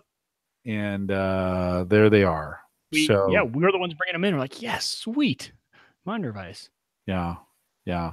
Josh just says the U.S. doesn't care about privacy. It's the attitude. It's gone. It's part of the problem. Yeah. Well, but there are other countries who are far, far worse if you're talking about privacy and monitoring their citizens than the United States. Mm-hmm. We're definitely not we're not the least monitored, but we're definitely not the most monitored. Yeah. And I don't know if GDPR really, to be honest, it's a little bit of a big stick for the EU. I'm not sure it's going to actually do anything. So yeah, they're going to try. They are certainly going to try, but it is interesting. I mean, it's just one of those things. Do I like it? I don't know, to be honest with you. It's like, and until it affects me in some way, where that lack of privacy screws me, I may be, and I think most Americans or maybe most people are a little apathetic to it. It's kind of like, no, I want the convenience of my Echo. I want to be able to turn on my lights with my Echo, right? And I'm willing to give up some of that privacy to do it. So it's I don't know. It is an interesting topic. I can't walk around wearing a tinfoil hat all the time. Yeah. It can't be done. There are things you can do some things to prevent, kind of cracked me up when Zuckerberg put the piece of tape over his laptop. And I'm like, seriously, dude, you know how many other cameras are in that room? Like, to get to you, they're not going to hack your laptop. They're going to hack your unsecure video conferencing because you're in an open space. Like, he was sitting in an open space. Yeah. Like, do you really think that one camera is going to, and by the way, they have the microphone turned on. And by the way, the data on your laptop is more valuable than the camera. Like, seriously, dude, like sometimes I think we miss the point of like what's really important in the security aspect of it. So super. I don't know how we got down that rabbit hole, but we did. Yeah. And I don't know where that started from. It doesn't. I think we were talking about backup and people getting access to your files and some of those other kinds of things. Mike, when you think as we get into summer, so you got a riding mower, any other gadgets that you're thinking of that are on the wish list to kind of help you from a summer perspective, help you get through the summer? I noticed you moved your fridge, but besides that. I did, yeah. The mower was the number one priority. And then actually, we were talking about this earlier in the chat, a gas edger compared to the electric edger. It'll just go so much faster, and I'm not tied to a cord. Besides that, no, I'm always looking to upgrade my cameras for my security system. So I need one more for a back corner of my house, which means running more wire, which I love, running new Ethernet. I'm going to do that. And I'm also thinking about reworking. I have a 5-port PoE switch up in that attic. And it just worries me that thing's up there and it gets so hot that it's just going to go out or it's going to cause intermittent problems. And that's what my access point is connected to. All my cameras are connected to. So I want to move that down to the basement, and I want to run more Ethernet down here and get a new, larger PoE switch. But that has nothing to do with the summer. So no, to answer your question. No, just summer projects. I think project that fits in because you mentioned it gets warm here. It gets real hot. So what do you have in your attic? What kind of tech have you run through your attic? Right. That could be at risk from humidity and heat. And I think it's going to be a hot one. Like it's already getting super hot, and it's like, oh yikes, this is going to be a hot one. So. Yeah. What about you? Yeah, no, that's a good question. I got some really cool gadgets for my birthday. I think it's going to be a summer of coffee and cigars. Like, why wouldn't we celebrate? It is certainly going to be a summer of a lot of crypto. We start a crypto competition at work next Friday. The high schoolers arrive on campus Monday, and then we kick off a crypto contest. We found maybe we'll talk about this more next week when we get here for the podcast. But I think it's called something Crypto Spaniard, I think is what it's called. Yeah, I think the website's called Crypto Spaniard, I think, and it's just a simulation. So you can buy, you can put a certain amount of dollars in buy coin, and we're going to actually have a competition to see who can over the next 5 weeks of the summer, who can in 5 weeks, who can trade the best. I thought that would be fun. But we're gonna one of the questions they're going to work on is how could Gallup use the blockchain to its advantage. So I'm putting them out teams, and they're going to kind of ideate around a little bit for us and kind of give us the answer of like, what do you think? Hey, young technical people, what do you think the blockchain could be used for here at Gallup? How could we use it? And that'll be part of their end of summer presentations. So it's a perfect project for those interns. Yeah, it's one of the things they're doing. They're also going to do some A/B testing. I want to figure out how to do and get better standards around our titling for our blog, and how do we do A/B title testing. And then we're going to go through and fix a lot of our titles and update some things that we do at the blog. We also have a very text-heavy page on our coach's blog. It's just ugly, and they're going to have to fix it. So it's like, hey, you can do whatever you want, fix it. We got a couple new data sets too, which is really cool. We just released at Gallup. We just released a bunch of new Whirlpool data sets that I'm going to have them go out and look at World Bank and CDC and some Google mapping information. And I'm going to say, what would happen if we mashed all this together? What kinds of interesting data could you get out of these data sets if you put them together? What are the commonalities, common keys, common things? Could we get some insight based on these big, large data sets that we have out there? And then we'll have them visualize them. They're going to go through a data visualization process where we're saying, okay, let's throw out pie charts and graphs. Like, what else could we do that would be really, really cool for Lincoln? I've seen a lot of really cool infographics where they've done a lot of cool things with the data that's been non-traditional. Right. And so we're going to work on those as well. So these things, they're going to have a busy summer. Yeah, they're only there for 6 weeks, so they got a lot of work to do. There's some cool projects to work on. They got a lot of work to do. I love those open-ended projects, right? Where it's make this better. Like take this, like we're not putting any guardrails around you, just go and make this better. Those are cool. You really start to see their creativity and how they think. And you guys get a new perspective too, which is cool. They struggle with it because at least here in the United States, school always has very defined teachers, often have very defined. That's why I love it. It's like, hey, do this. This is how you're going to do it. Get this done. These are the steps. And we're kind of saying, I've got this page that looks like crap. I don't know how to fix it. You're going to have to make it look better. Be creative, right? It's going to take some code. It's going to take some creativity. It's going to take some ingenuity because it's on Blogger, which is a terrible blogging platform. I mean, Google has not updated Blogger in years. And so the HTML code on it is really kind of funky. And I like it because it makes them, they can't just copy and paste from, they can't just go steal things. They actually have to like test it and make sure it works and then read some documentation and and I like that. I like them digging in a little bit. So we've got some things coming up as well. Well, we will say, I think we did it, Mike. I think it was a success. We should do this more often. I don't know how often we'll do it, but watch us, follow us on Twitter at what's your Twitter again, Mike? Uyghur Tech. I want to say M Uyghur, but that's your Google ID. That's everything else. Yeah. Uyghur Tech at Jay Collison on Twitter. We'll throw that out from time to time and say, hey, what do you want us to cover? What are the questions you have for us? Pretty fun. We'll be back next week. News, reviews, product updates, and conversation, all for the average tech guy. So we'll be back with that kind of format. But thanks to everybody. We mentioned them, but Tony, Gavin, Kevin, and I get everybody that submitted text. There was a few more, Ryan. There was a few more that came in late that we didn't get to. So we'll take a peek at those as well. But thanks for doing that. All right, Mike, we'll stay. If you're listening live, stay around. I noticed a lot of folks drop. We're going to talk a little crypto here at the end. So Ryan said he listens to it. So I'd make it if one person listens to it. And so we'll do a little crypto here at the end. If you're staying around live, we appreciate you guys coming out. Just a couple reminders. If you want to support the show or get the post show for free, it's on our Patreon page. Go out to theaverageguy.tv/Patreon.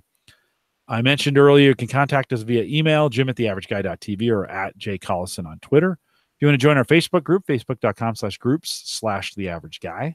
Don't forget the Average Guy .tv platform, both web and media hosting, powered by Maple Grove Partners. Speaking of Christian's back June 11th, I think. We're going to try and record a new Cyber Frontiers. So it's coming up as well.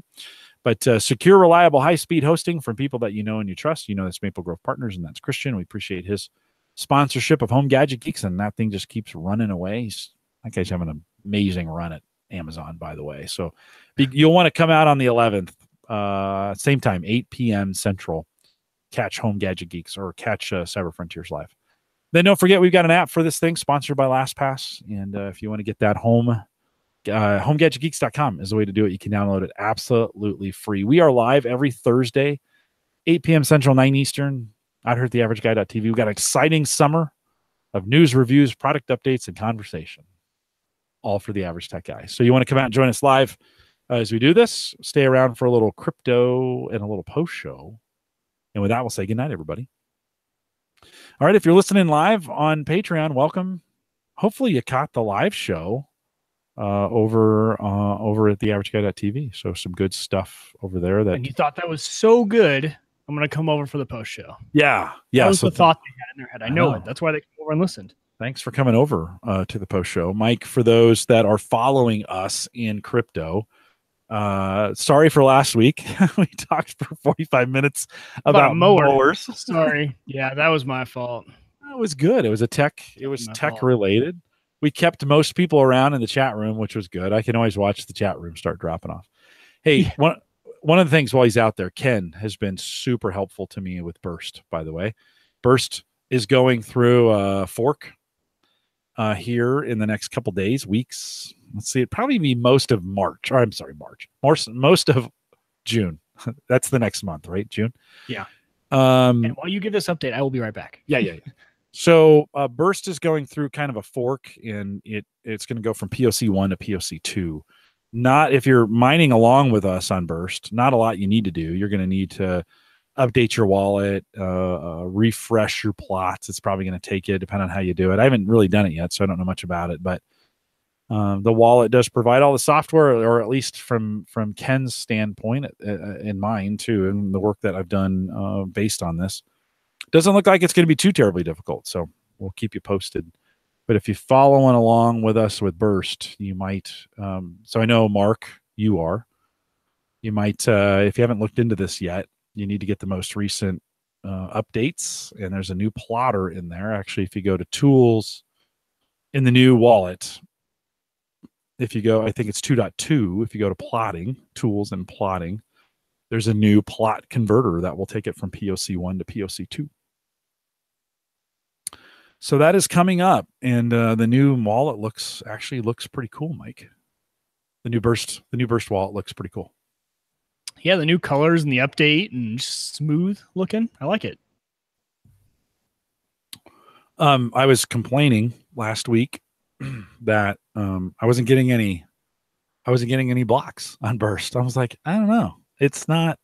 Well, right after the show on Thursday, I hit a block. And then I hit 2 on Saturday. So that's your key. So like tonight, you should probably complain about it a little more. I hate it because I didn't get a block all week then. So stupid Burst. Stupid Burst. Does that work? Stupid Burst. I say that a lot. I think that works. Stupid Burst. But yeah. So that was, as soon as I complained, it popped in, and I was like, oh, okay, maybe I will pay attention to this thing. We call Burst. Pricing wise, if you're following along, Burst pricing is still a miserable 2 cents, 2.5 cents.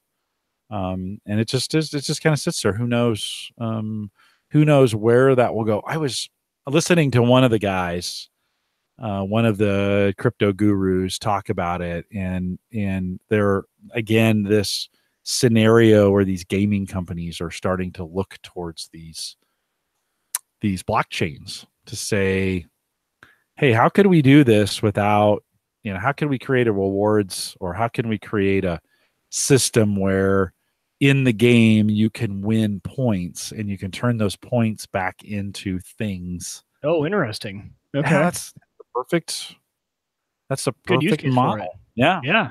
For the blockchain. And, it would take somebody come along to our Burst friends and say, hey, most of your blockchain is mined. we want to jump on. Let's create a way. And this new POC2 is going to make the blockchain even better for them. And could be one of those scenarios where they're mined pretty well, and they would have a pretty good bank, so to speak, to be able to start saying, okay, we're going to come in here and start using this for these rewards. It's very possible. I think that's the original intent. Burst tried to create a marketplace in the very beginning. If you look at the wallet, it's very marketplace. It's got a store. It's got a place for contacts, messages. So far, only one asset, right? Like only one thing you can do, which is new mapping that we talked a little bit about last week. We mentioned it, that every single person who owned Burst got a little bit of this whatever it is. It's like an asset built on Burst on the chain, and no one really knows what it is, and they don't really know either. So if you go on Reddit and you search it, you get the company, because everyone's saying it's a scam. They're trying to get people to buy their coin or their token. And this poor company's like, hey, no, we're literally just testing this. Sorry, we didn't mean to scare all of you guys by just an asset showing up. Just hold on to it. Just keep it there. We don't want you to sell it. We're just trying to test things out. But interesting to see that it's development is happening, right? The wallet is upgraded. We have assets coming in now. There is a marketplace. You can buy things in the marketplace. You click on Yeah, if you look at them, if you click on the marketplace, the asset was just for that new mapping thing. No, if you let's see, I thought maybe they're not there anymore. Maybe in this new, I thought they had stuff in their marketplace. I looked at it last time, and I looked at maybe not. Maybe I was wrong. Let's see. Yeah, maybe I was wrong. Maybe it was something else, or maybe it was my store. Let's see. No. So maybe it was just me. Ken had said in the chat room, fair warning, if you convert to POC2, odds are that you can't use those plots until after the fork. We're anticipating the fork. This is me talking now at, I think 500,000, the block 500,000 is when the fork happens. And then I think, Ken, is what you said and what I read is that everything goes into place at 502. So that's about 11 days between those two. My plan is to start converting my plots. Oh, I think just a little bit before the 500,000 mark, and it will probably take me most of that time to get them plotted, or not plotted, but get them converted, and then switch everything over to POC2. Because Ken will have a good answer. What day? How long do we have in days? We know the block. How long in days will that take us to get there? There's 4,000 blocks, right? Because I am going through my plot converter now. Blocks. So I upgraded the new wallet. I'm looking at it right now. I'm running the new plot converter. I'm only doing that now because this computer is so underpowered, and it only has 4 gigs of RAM. So I'm only going to use 2 for the conversion. It's going to take who knows how long to do this conversion on all these plots. So I'm starting it now. I'm giving up these few days of mining in order to do the conversion, but I know I'm doing it early. I wonder when the conversion is actually going to happen. I think a week, I think is what I figured. Maybe that's how long it's going to take me, because it took me way more than that to plot them. So hopefully it takes less than that to convert. It's going to take a week for us to get to the 500,000 mark. Right. That's what I mean. So at least I have a week. So and then we've got, by the time that happens. I think Ken said, or maybe it's something week to 10 days maybe. And then Ken said, or maybe that's wrong. He said 11 days for 2,000 blocks, and we're 4 away. So maybe we're more like 3 weeks away from the actual conversion, and then the conversion will be there for a little less than 2 weeks. That conversion time. Okay. Interesting. Says 9 to 10 days till 500,000. Okay. Yeah. And then you're right. So that may be a little short. Another week. Yeah, something like that. Something like that to get those, and it's not going to matter. It's just you start it, and then when they're finished, you can use them. So there's going to be some weird time here. I'll have to watch it. It's been pretty boring, to be honest. I don't think I've rebooted this machine in a month, and it just mines, just does its thing. So and we were talking about this in the pre-show, so I'll mention it now. I've been having trouble on this box. It was running great, and then of course, so I had set it to not do any updates. That time ran out, so it ran the update, and now it doesn't want to load all my drives. And what's super weird is that it's not a certain drive, right? Like I know it's not the drives because I thought it was a drive failure. So I pulled it out, put it on a different machine, and it works great. And I have an enclosure that has 2 bays. One of the bay drives shows up, one of the bays doesn't. So it's like this weird USB thing. The keyboard and the mouse wouldn't work after the update. So I think I'm like overloading the USB, and something with the update doesn't like the amount of USB devices I have plugged into it. So, well, you know, I've had that problem. Yeah. And you've had that same problem too. So I'm not sure what's happening. I'm going to convert everything. The only drive I'm missing now. So I pretty much, I lost 6 terabytes because I lost a 2 terabyte red, which I ended up was great because I needed that for my security camera box anyway. I was going to pull it. But now I have a 2 bay external enclosure, and one of there's 2 4 terabyte drives in there. One of the 4 terabytes isn't showing up. So I'm not sure. I'll play around with it and see if I can get them to work. I'm sure I can. But just playing around with this. So I'm just going to start the conversion now and let that run till however long it takes to be done. It looks like it's going pretty fast, though. It doesn't look like it's going to take. It's definitely not plotting slow. And right? what's your total space? It's going to be now 33. Okay. It was at 39 and take off 6 of that. So I'm going to be at 33. I almost bought another 8 terabyte hard drive to have as a buffer space. Okay. You can, it'll go a little bit faster. There's another way of doing it where to go a little bit faster if you have extra space, so you can move it and it goes a little bit faster that way. Gotcha. But I don't know. I was at the end, I was like, nah, I'll do it in place.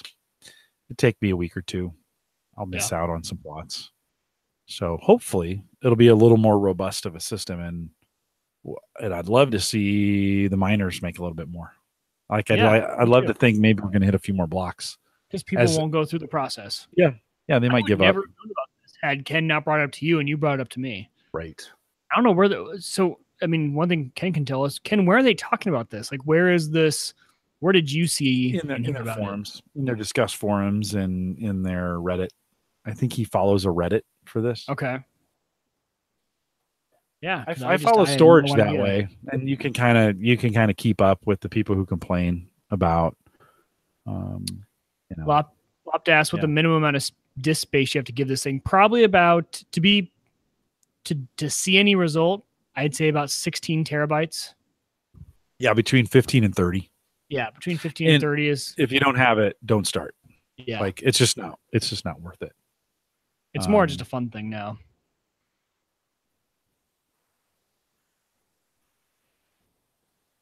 Yeah, Ken's telling me it would be much faster on those SMR drives. It will be. I don't know, Ken.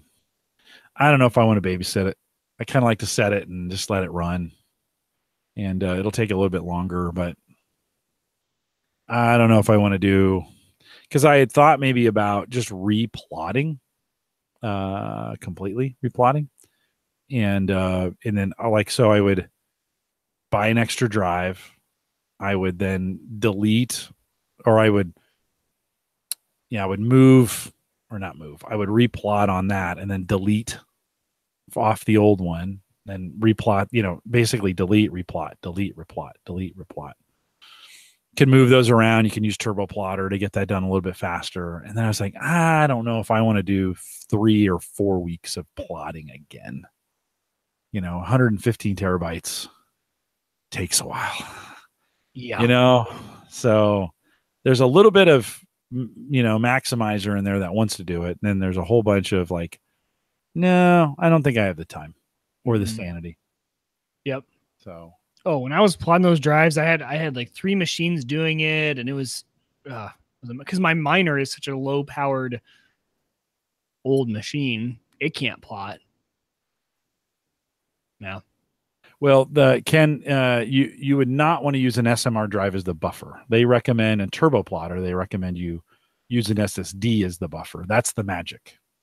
Is it quick writes to an SSD, and then the file transfer from the SSD over to the SMR is way faster than plotting it directly to the SMR. So that would be, and I've got it. I could do it that way, and I could GPU it as well. I mean, I could put a GPU in there and use a GPU, a turbo plotter, and do it that way. I just don't know if I want to mess with it. It's one of those things. Like, I don't know. It would. Here's it's click, set a limit, point it to the files, do your thing, and I'll come back a month later. It won't be a month. It'll be a couple weeks, and it'll be done.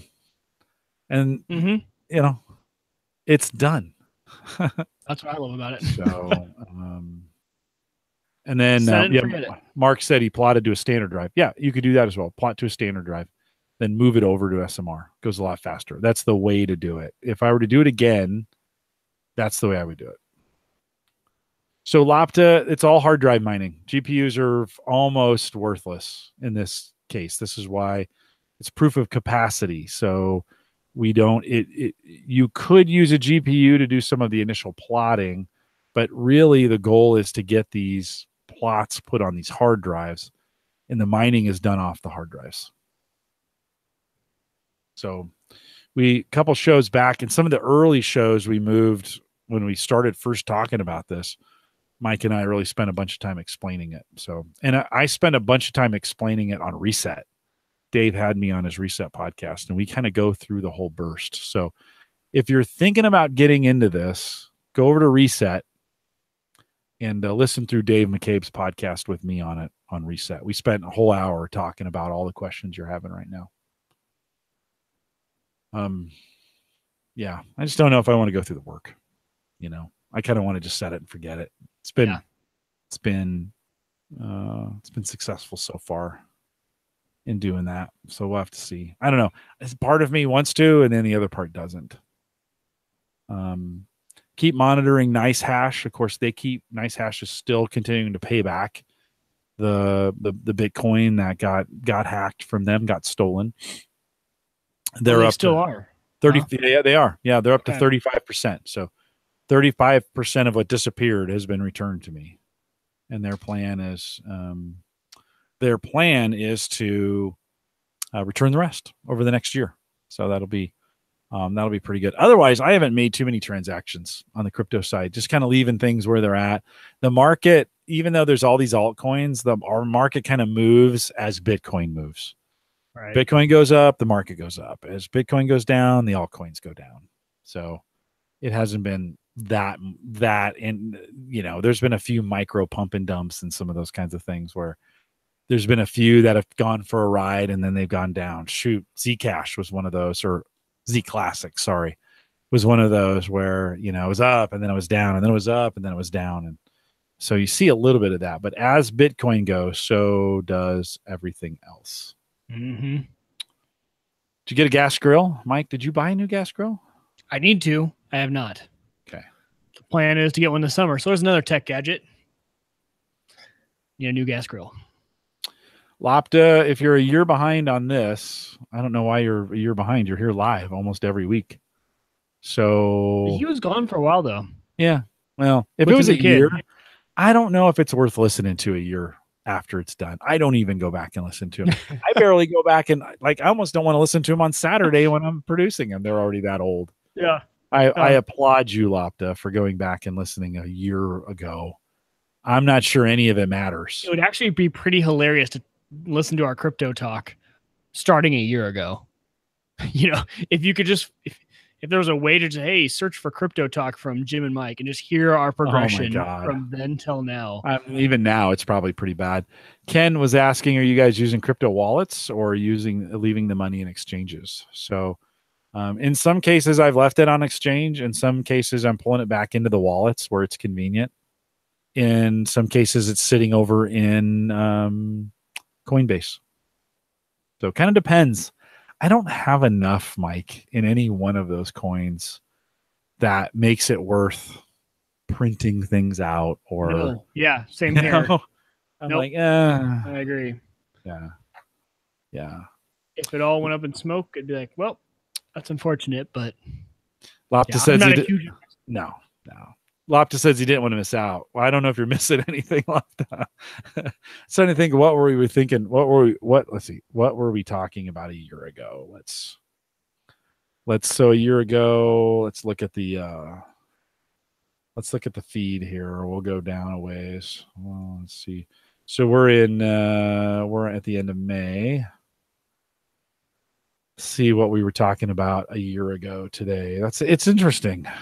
Let's see. August. We had Paul Tian on. That was the first time we had him on. Actually, Mark Prokop came on June 3rd. So let's go May 27th. Actually, so last year, Erin Lawrence on May 27th. She was on the one with Erin Lawrence in the Galaxy S8 Tab Gear. All that she was doing. Remember, she reviewed. Were you on that one with me? And then she'd reviewed the mattress in a box. So like Galaxy X8, that they're in the 9s. I don't know if anybody's talking about the 8s anymore. Mm-hmm. Kind of deal. The mattress in a box is interesting because they're still sending Casper and those are still huge. Yeah, the last 2 mattresses we've purchased have been mattresses in a box. Have they? Casper and Tough to Needle. Then the next week, Mark Prokop came on, Emily's husband. We talked about Google Home automation, and a little SETI. We were just starting to get now the big show. June 10th, Veronica Belmont came on from Growbot. Oh, that's right. Mm-hmm. That was June 10th, 2017. So Lapta, maybe you're right. Maybe it is worth going back. And if you didn't hear the one on bots from Veronica Belmont, that was a pretty good one. And to be honest, John Biggs came on the next week, June 16th, and talked about TV calibration and Plex Live. Ooh, not that too one was cool. much. The TV calibration one was cool. Yeah, not too much has changed since then. Lapta says he heard 313 yesterday. Yeah, that would have been so he's right in that spot. So yeah, so maybe they are worth listening to. That TV calibration stuff is as pertinent today then as it was today. So I don't know, John. I guess John would have to answer that question. Is it worth listening to? Erin Lawrence came back on the 24th and talked about disaster tech, protective backpacks, and new toothbrushes. That started my technology, dental hygiene technology fetish. That's right. This is great. Let's go back into a whole history of the shows because it brings back good memories. It does. June 30th. By the way, I forgot to cancel my light sellers or bright sellers, whatever it's called. Did you get some wine? Did you get some more wine? It's coming on Saturday. Nice. I'm not too mad about it, but I got mine today. Okay, so when you call Bright Sellers to cancel, they're going to say, "We just didn't get the right wines to you. We're going to give you the next box for free." Oh, cool. Because they're going to want to keep you. So this is what Allie did. One of the gals I work with who got me into this. She was like, "Oh yeah, they're gonna be like, hey, let's just rework this and we'll send you another box." So if they do that, let them. And then if you still don't like it, cancel. So if they do that for me, I'm going to totally let them do that. Me too. And we've been crushing HelloFresh, man. It's still great.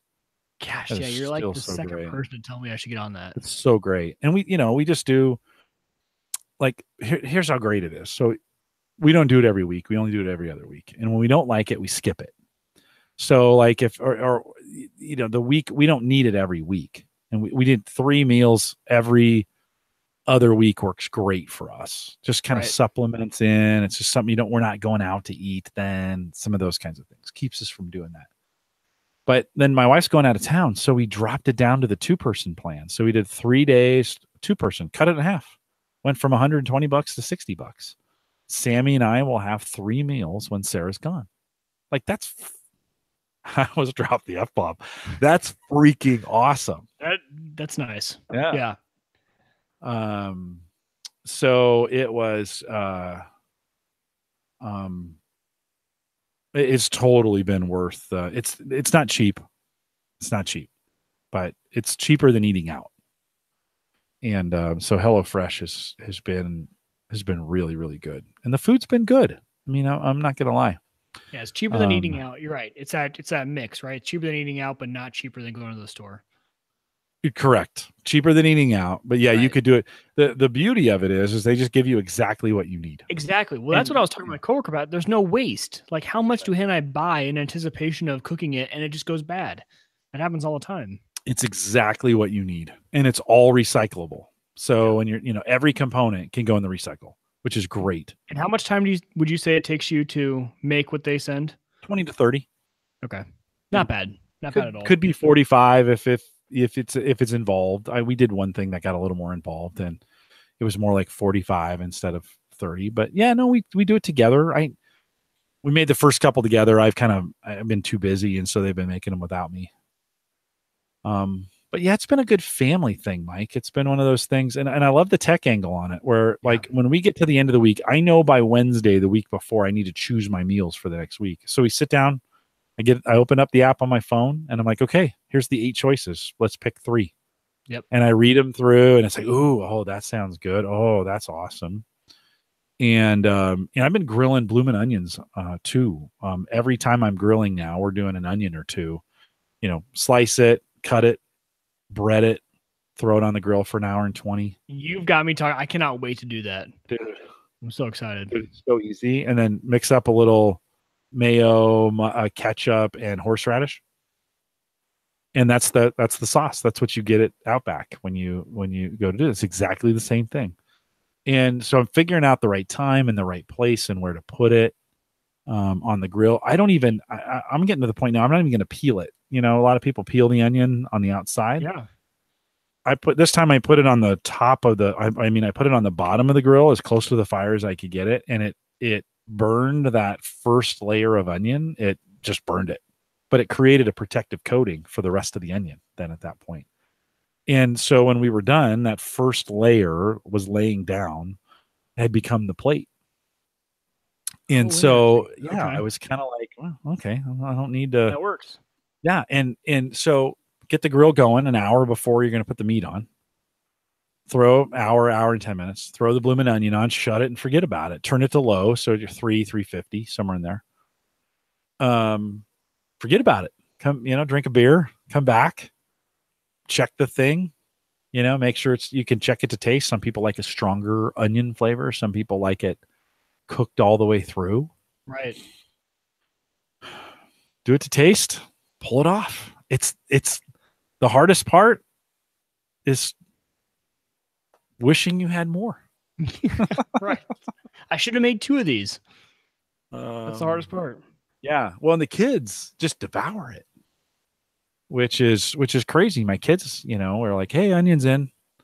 And, we got the idea because we were when we were doing the bacon wrapped turkey at Thanksgiving, I was cooking the bacon at the very end, and then I'd bring that in and we'd snack on the bacon while we were waiting while I was cutting the turkey and we were waiting to everything to get, there.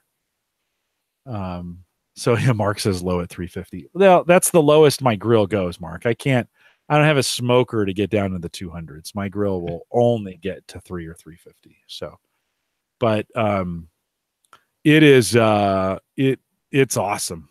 It is just it's been it's been a nice find for us to get that bloomin' onion going. And God, dude, the prep is so easy. Like cut the top, 4 slices, quarter it, not you cut right at this, you go right to the stem.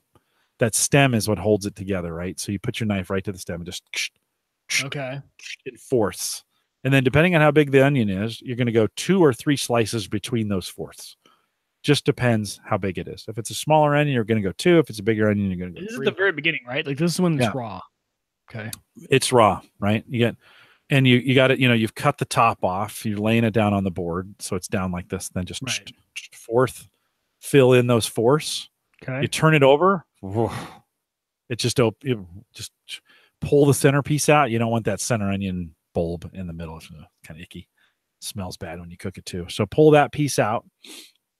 And then I turn it back over, I'd get a bowl, little egg, little milk, just 1 egg, little milk. You almost have too much egg even at that point. Okay. Dip it upside down, get it all, get an egg on the top, flip it back over, get it on the outside, let that thing open. I get a brush. I brush it in on the inside, drip a little egg down in there, take some Italian breadcrumbs, spread it around the top, put it on the grill. So on the breadcrumbs, is that something you make? No, no, just buy them. You can buy them at the grocery store. Just breadcrumbs. And you can use whatever you want. Get whatever flavors, whatever you think. I'm going to have a fun weekend. I think this weekend I'm going to make a lot of stuff. Yeah. Hannah works on Sunday, but Saturday we have all day. I think I'm just gonna just do some fun stuff on the grill. It's been super fun. When I was making one of those onions, and I was trying some different seasonings up in our spice cabinet, and I grabbed a thing of onion powder, and I was like, "Do you put onion powder on an onion? I mean, is that maybe too much? Yeah, did I jump the shark? Yeah. Did I jump the shark with onion powder on an onion? Maybe no, so. not at all. But a little Mrs. Dash might be good. It kind of depends what you like, you know. Hannah wants ribs this weekend, and my problem with ribs is that I keep buying those cheap, the Hormel or whatever brand that is from like Hy-Vee. It's like pre-packaged. Right. The amount of meat on those is like this thick, so they're actually surprisingly harder to cook than if you have a nice thick slab of ribs. Yeah, right. I saw Mark's ribs at some point. I'm like, man, like I need to do real ribs, not the ribs I buy from them. So Smithfield. Have you bought at Mark's. Fairway? Well, I need to go. I think there's one down the street from me, like I said, and I need to go there. Mark, tell me about Smithfields though. What is that? Is that a brand of ribs that it's only in Canada, and it's like $1 million. Probably. They can't. Yeah. But anyway, so I need to find actual ribs that have more meat than just like one little bite, because they're so hard to cook. They burn or they're undercooked. They're so hard to get right.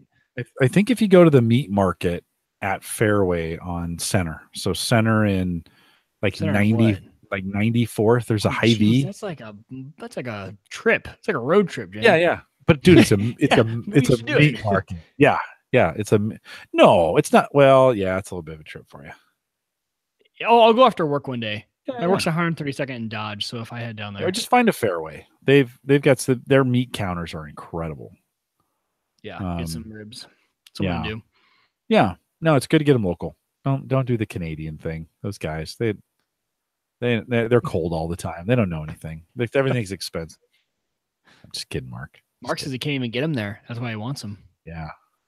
No, I'm just joking. Ooh, he gets them at Costco. Yeah. Do you have a Costco? Do you do? Because they got some pretty good meat. Yeah, that's right next to my work. So I should just get one of those.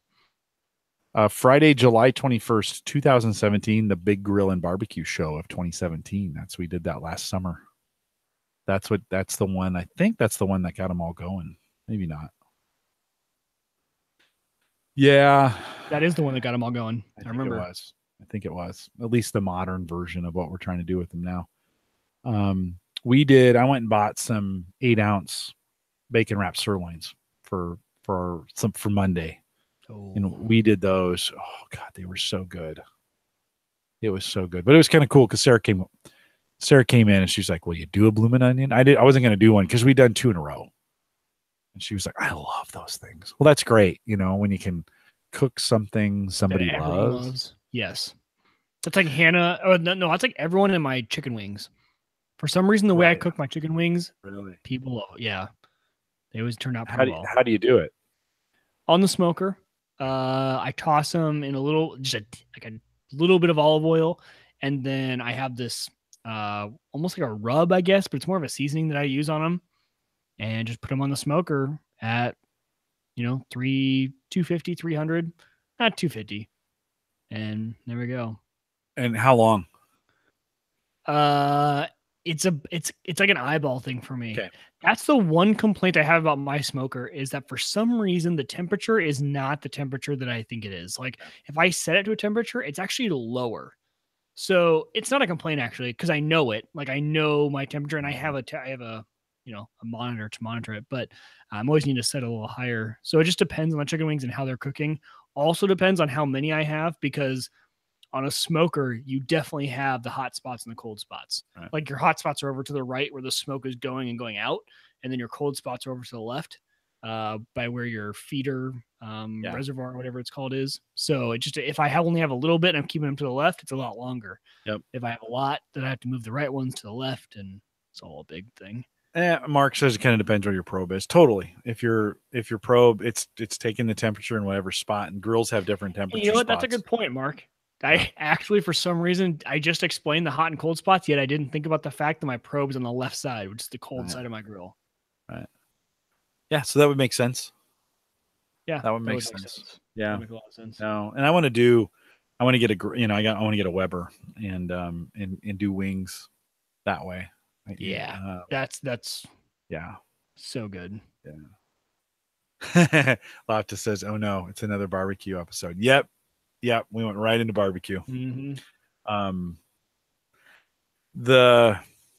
I took the frog mat. We two episodes ago, I think it was his 2017 episode. I got the frog mat from that Mike Howard had recommended, and I'd always just been laying them flat on my grill.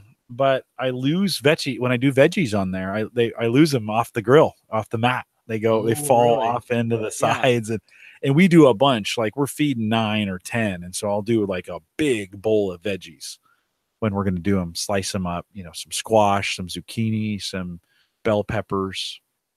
I'd even like take sliced corn. Take the cob and slice it, and then just throw that corn on there and roast it. But the frog mat, I was losing stuff off the sides, so I thought, this is stupid.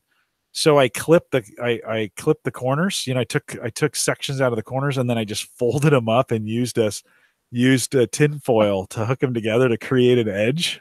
It's pretty smart on the frog mats. So there's 4 corner edges now on my frog mat, like a tray almost. Yeah, no, it is a tray. I just made my own tray, and that worked. That worked well. Yeah, Mark was saying indirect heat on the Weber for the wings. Yeah, I watched Stephen Reichland do it, where he put the coals in the middle. He left them in the, he's got one of those chimneys, right? And he got the coals going, and he just left them in the chimney, and then he put the. Oh, that's smart. He put the wings, the legs and the wings around the outside. Just put that on there, got the temperature right, and walked away. Smart. And came back, and it'd be a great little. I could take that tube smoker that I have too, and then just light that thing on fire and set it. You could put it anywhere in the smoker at that point, and just let that thing fill up that grill. But you get that convection coming out of the center. Yeah, Mark suggested a Weber gas grill during the show. Mark, I think I'm going to grab that one. That might be the one I grabbed this summer. Not too bad, $449. That's not a bad price.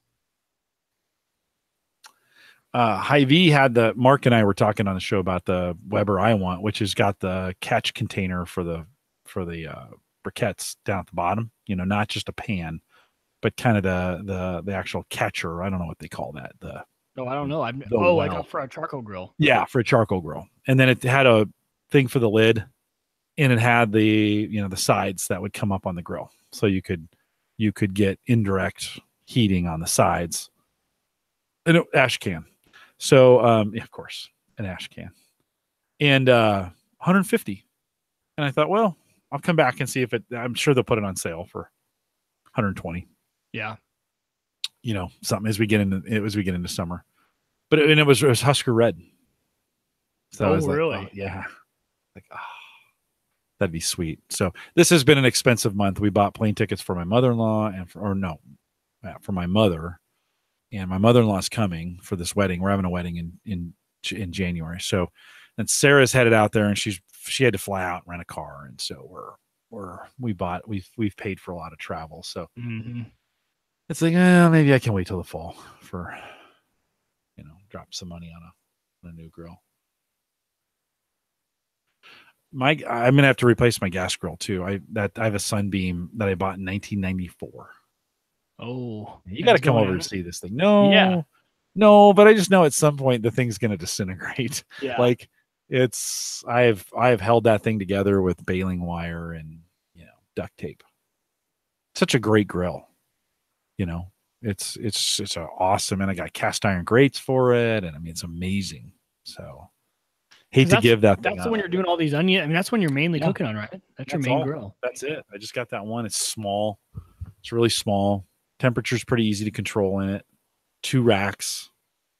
Those steaks. I just had one of those steaks before the podcast. I had the last, leftovers. We bought 10 and used, 8. And so there was one left in the fridge tonight, and we had made homemade German potato salad. And so I had steak and German potato salad for dinner tonight. Yeah, it was pretty. What's the recipe for German potato salad? What's in that? It's just Russert, whatever potatoes, the brown ones. Yeah. Just boil them, peel them, cut them up a little bit. You add a little mayo and some spices, something, and bacon. I love potato salad. Oh, bacon. Yeah, russet. Nice. There he goes, russet.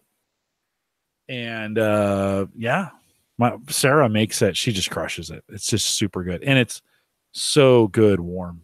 You just like those potatoes have just come off the stove. You've boiled them, and served warm, super good. I don't know what it is about that warm, but no, that wasn't Lopta. That wasn't me. That's Sarah. Sarah brought that recipe to the marriage, not me. God, it was so good.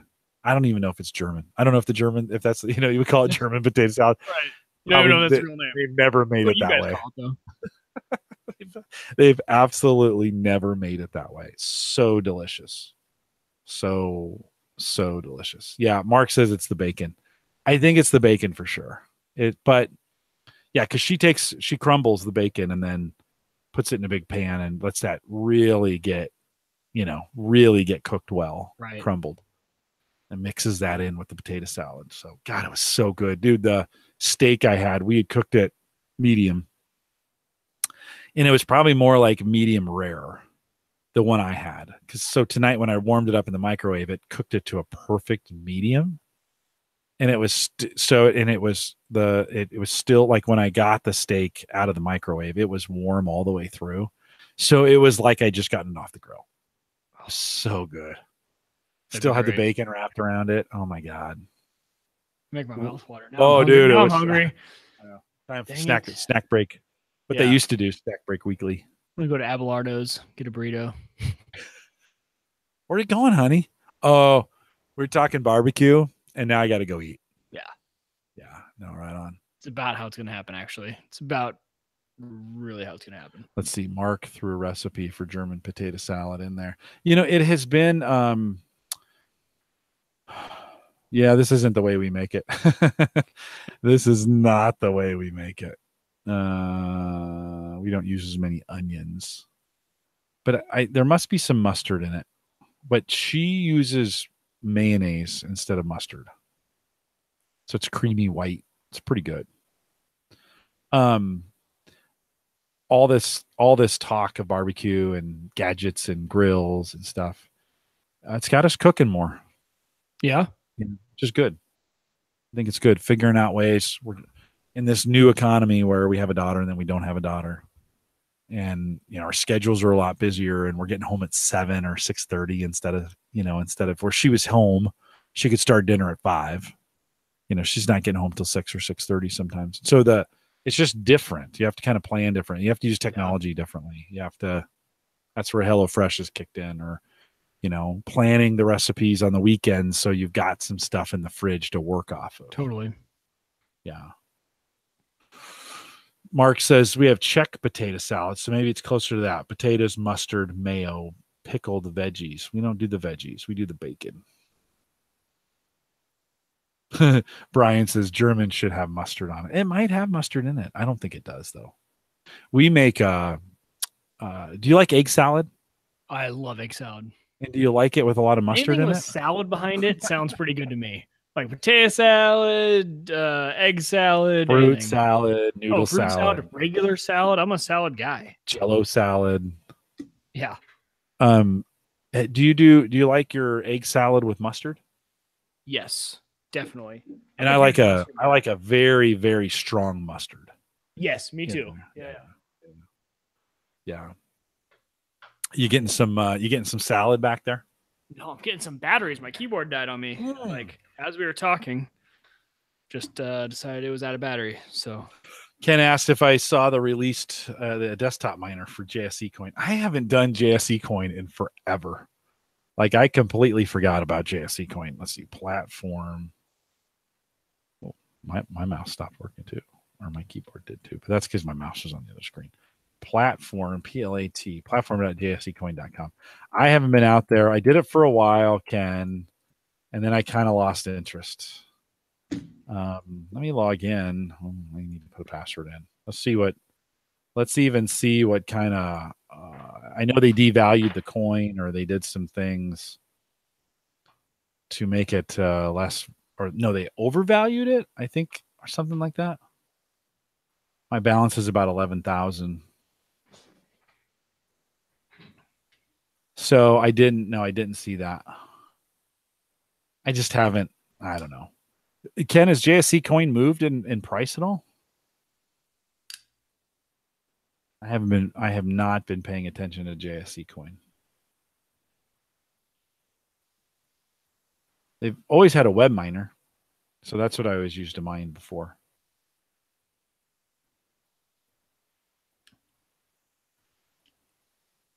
Still looks like it's working like it did before. Still about the same. Looking the same. Not a lot has changed in crypto. No. Yeah. Loftus says, is there software I can turn cynicism into cryptocurrency? No, but you know what? You should create it because that's pretty hilarious.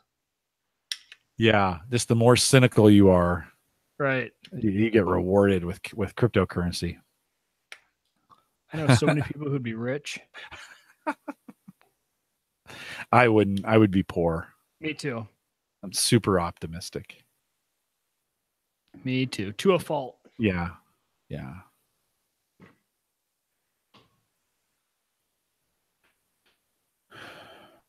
Yeah. So Ken says no idea, but just been running it in a web browser in a window. Don't have to worry about it being in the foreground with the desktop miner. Yeah, that would be. Although, you know, Ken, if you just take, it doesn't have to be in the foreground. It has to be in the foreground of the window it's in. So you can start mining and then separate that window from everything else and then put it behind everything and it'll still run. It just can't be behind tabs in the browser it's in. It has to be on the foreground of the browser, the set of browser tabs that you have. So I would almost use it like a screensaver. I would start a Chrome instance. I would drag the tab out. I would get it started. I'd put it on a screen. I'd go full screen with it, but then I'd put everything over the top of it and it would run just fine. So, but you know, and I've got 11,000. Do we know what JSC coin is worth right now? Let's look here. JSC coin. Oops. Got a typo on the right PC, Jim. It's when you have 7 PCs here. Yeah, JSC coin value. JSC coin value. I guess it's all in words. You know.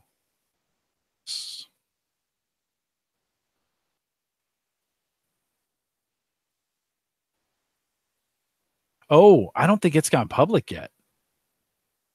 Oh, I remember that. Supposed to go public this spring, and I don't think that's being traded publicly.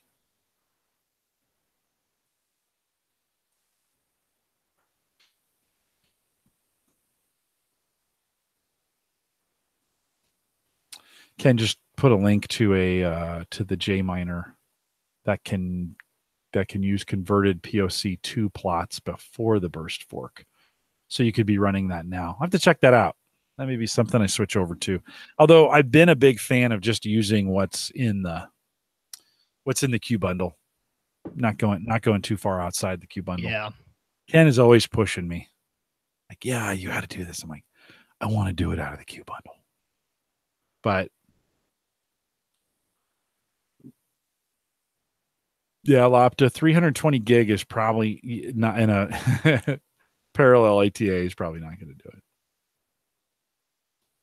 You could sure try, but we're talking multiple terabytes is what you need for really what you need. And really multiple is 10 is probably the minimum. I think you said 15, but I think you could do a little bit with 10. Have some fun with 10. Yeah, have some fun. Yeah.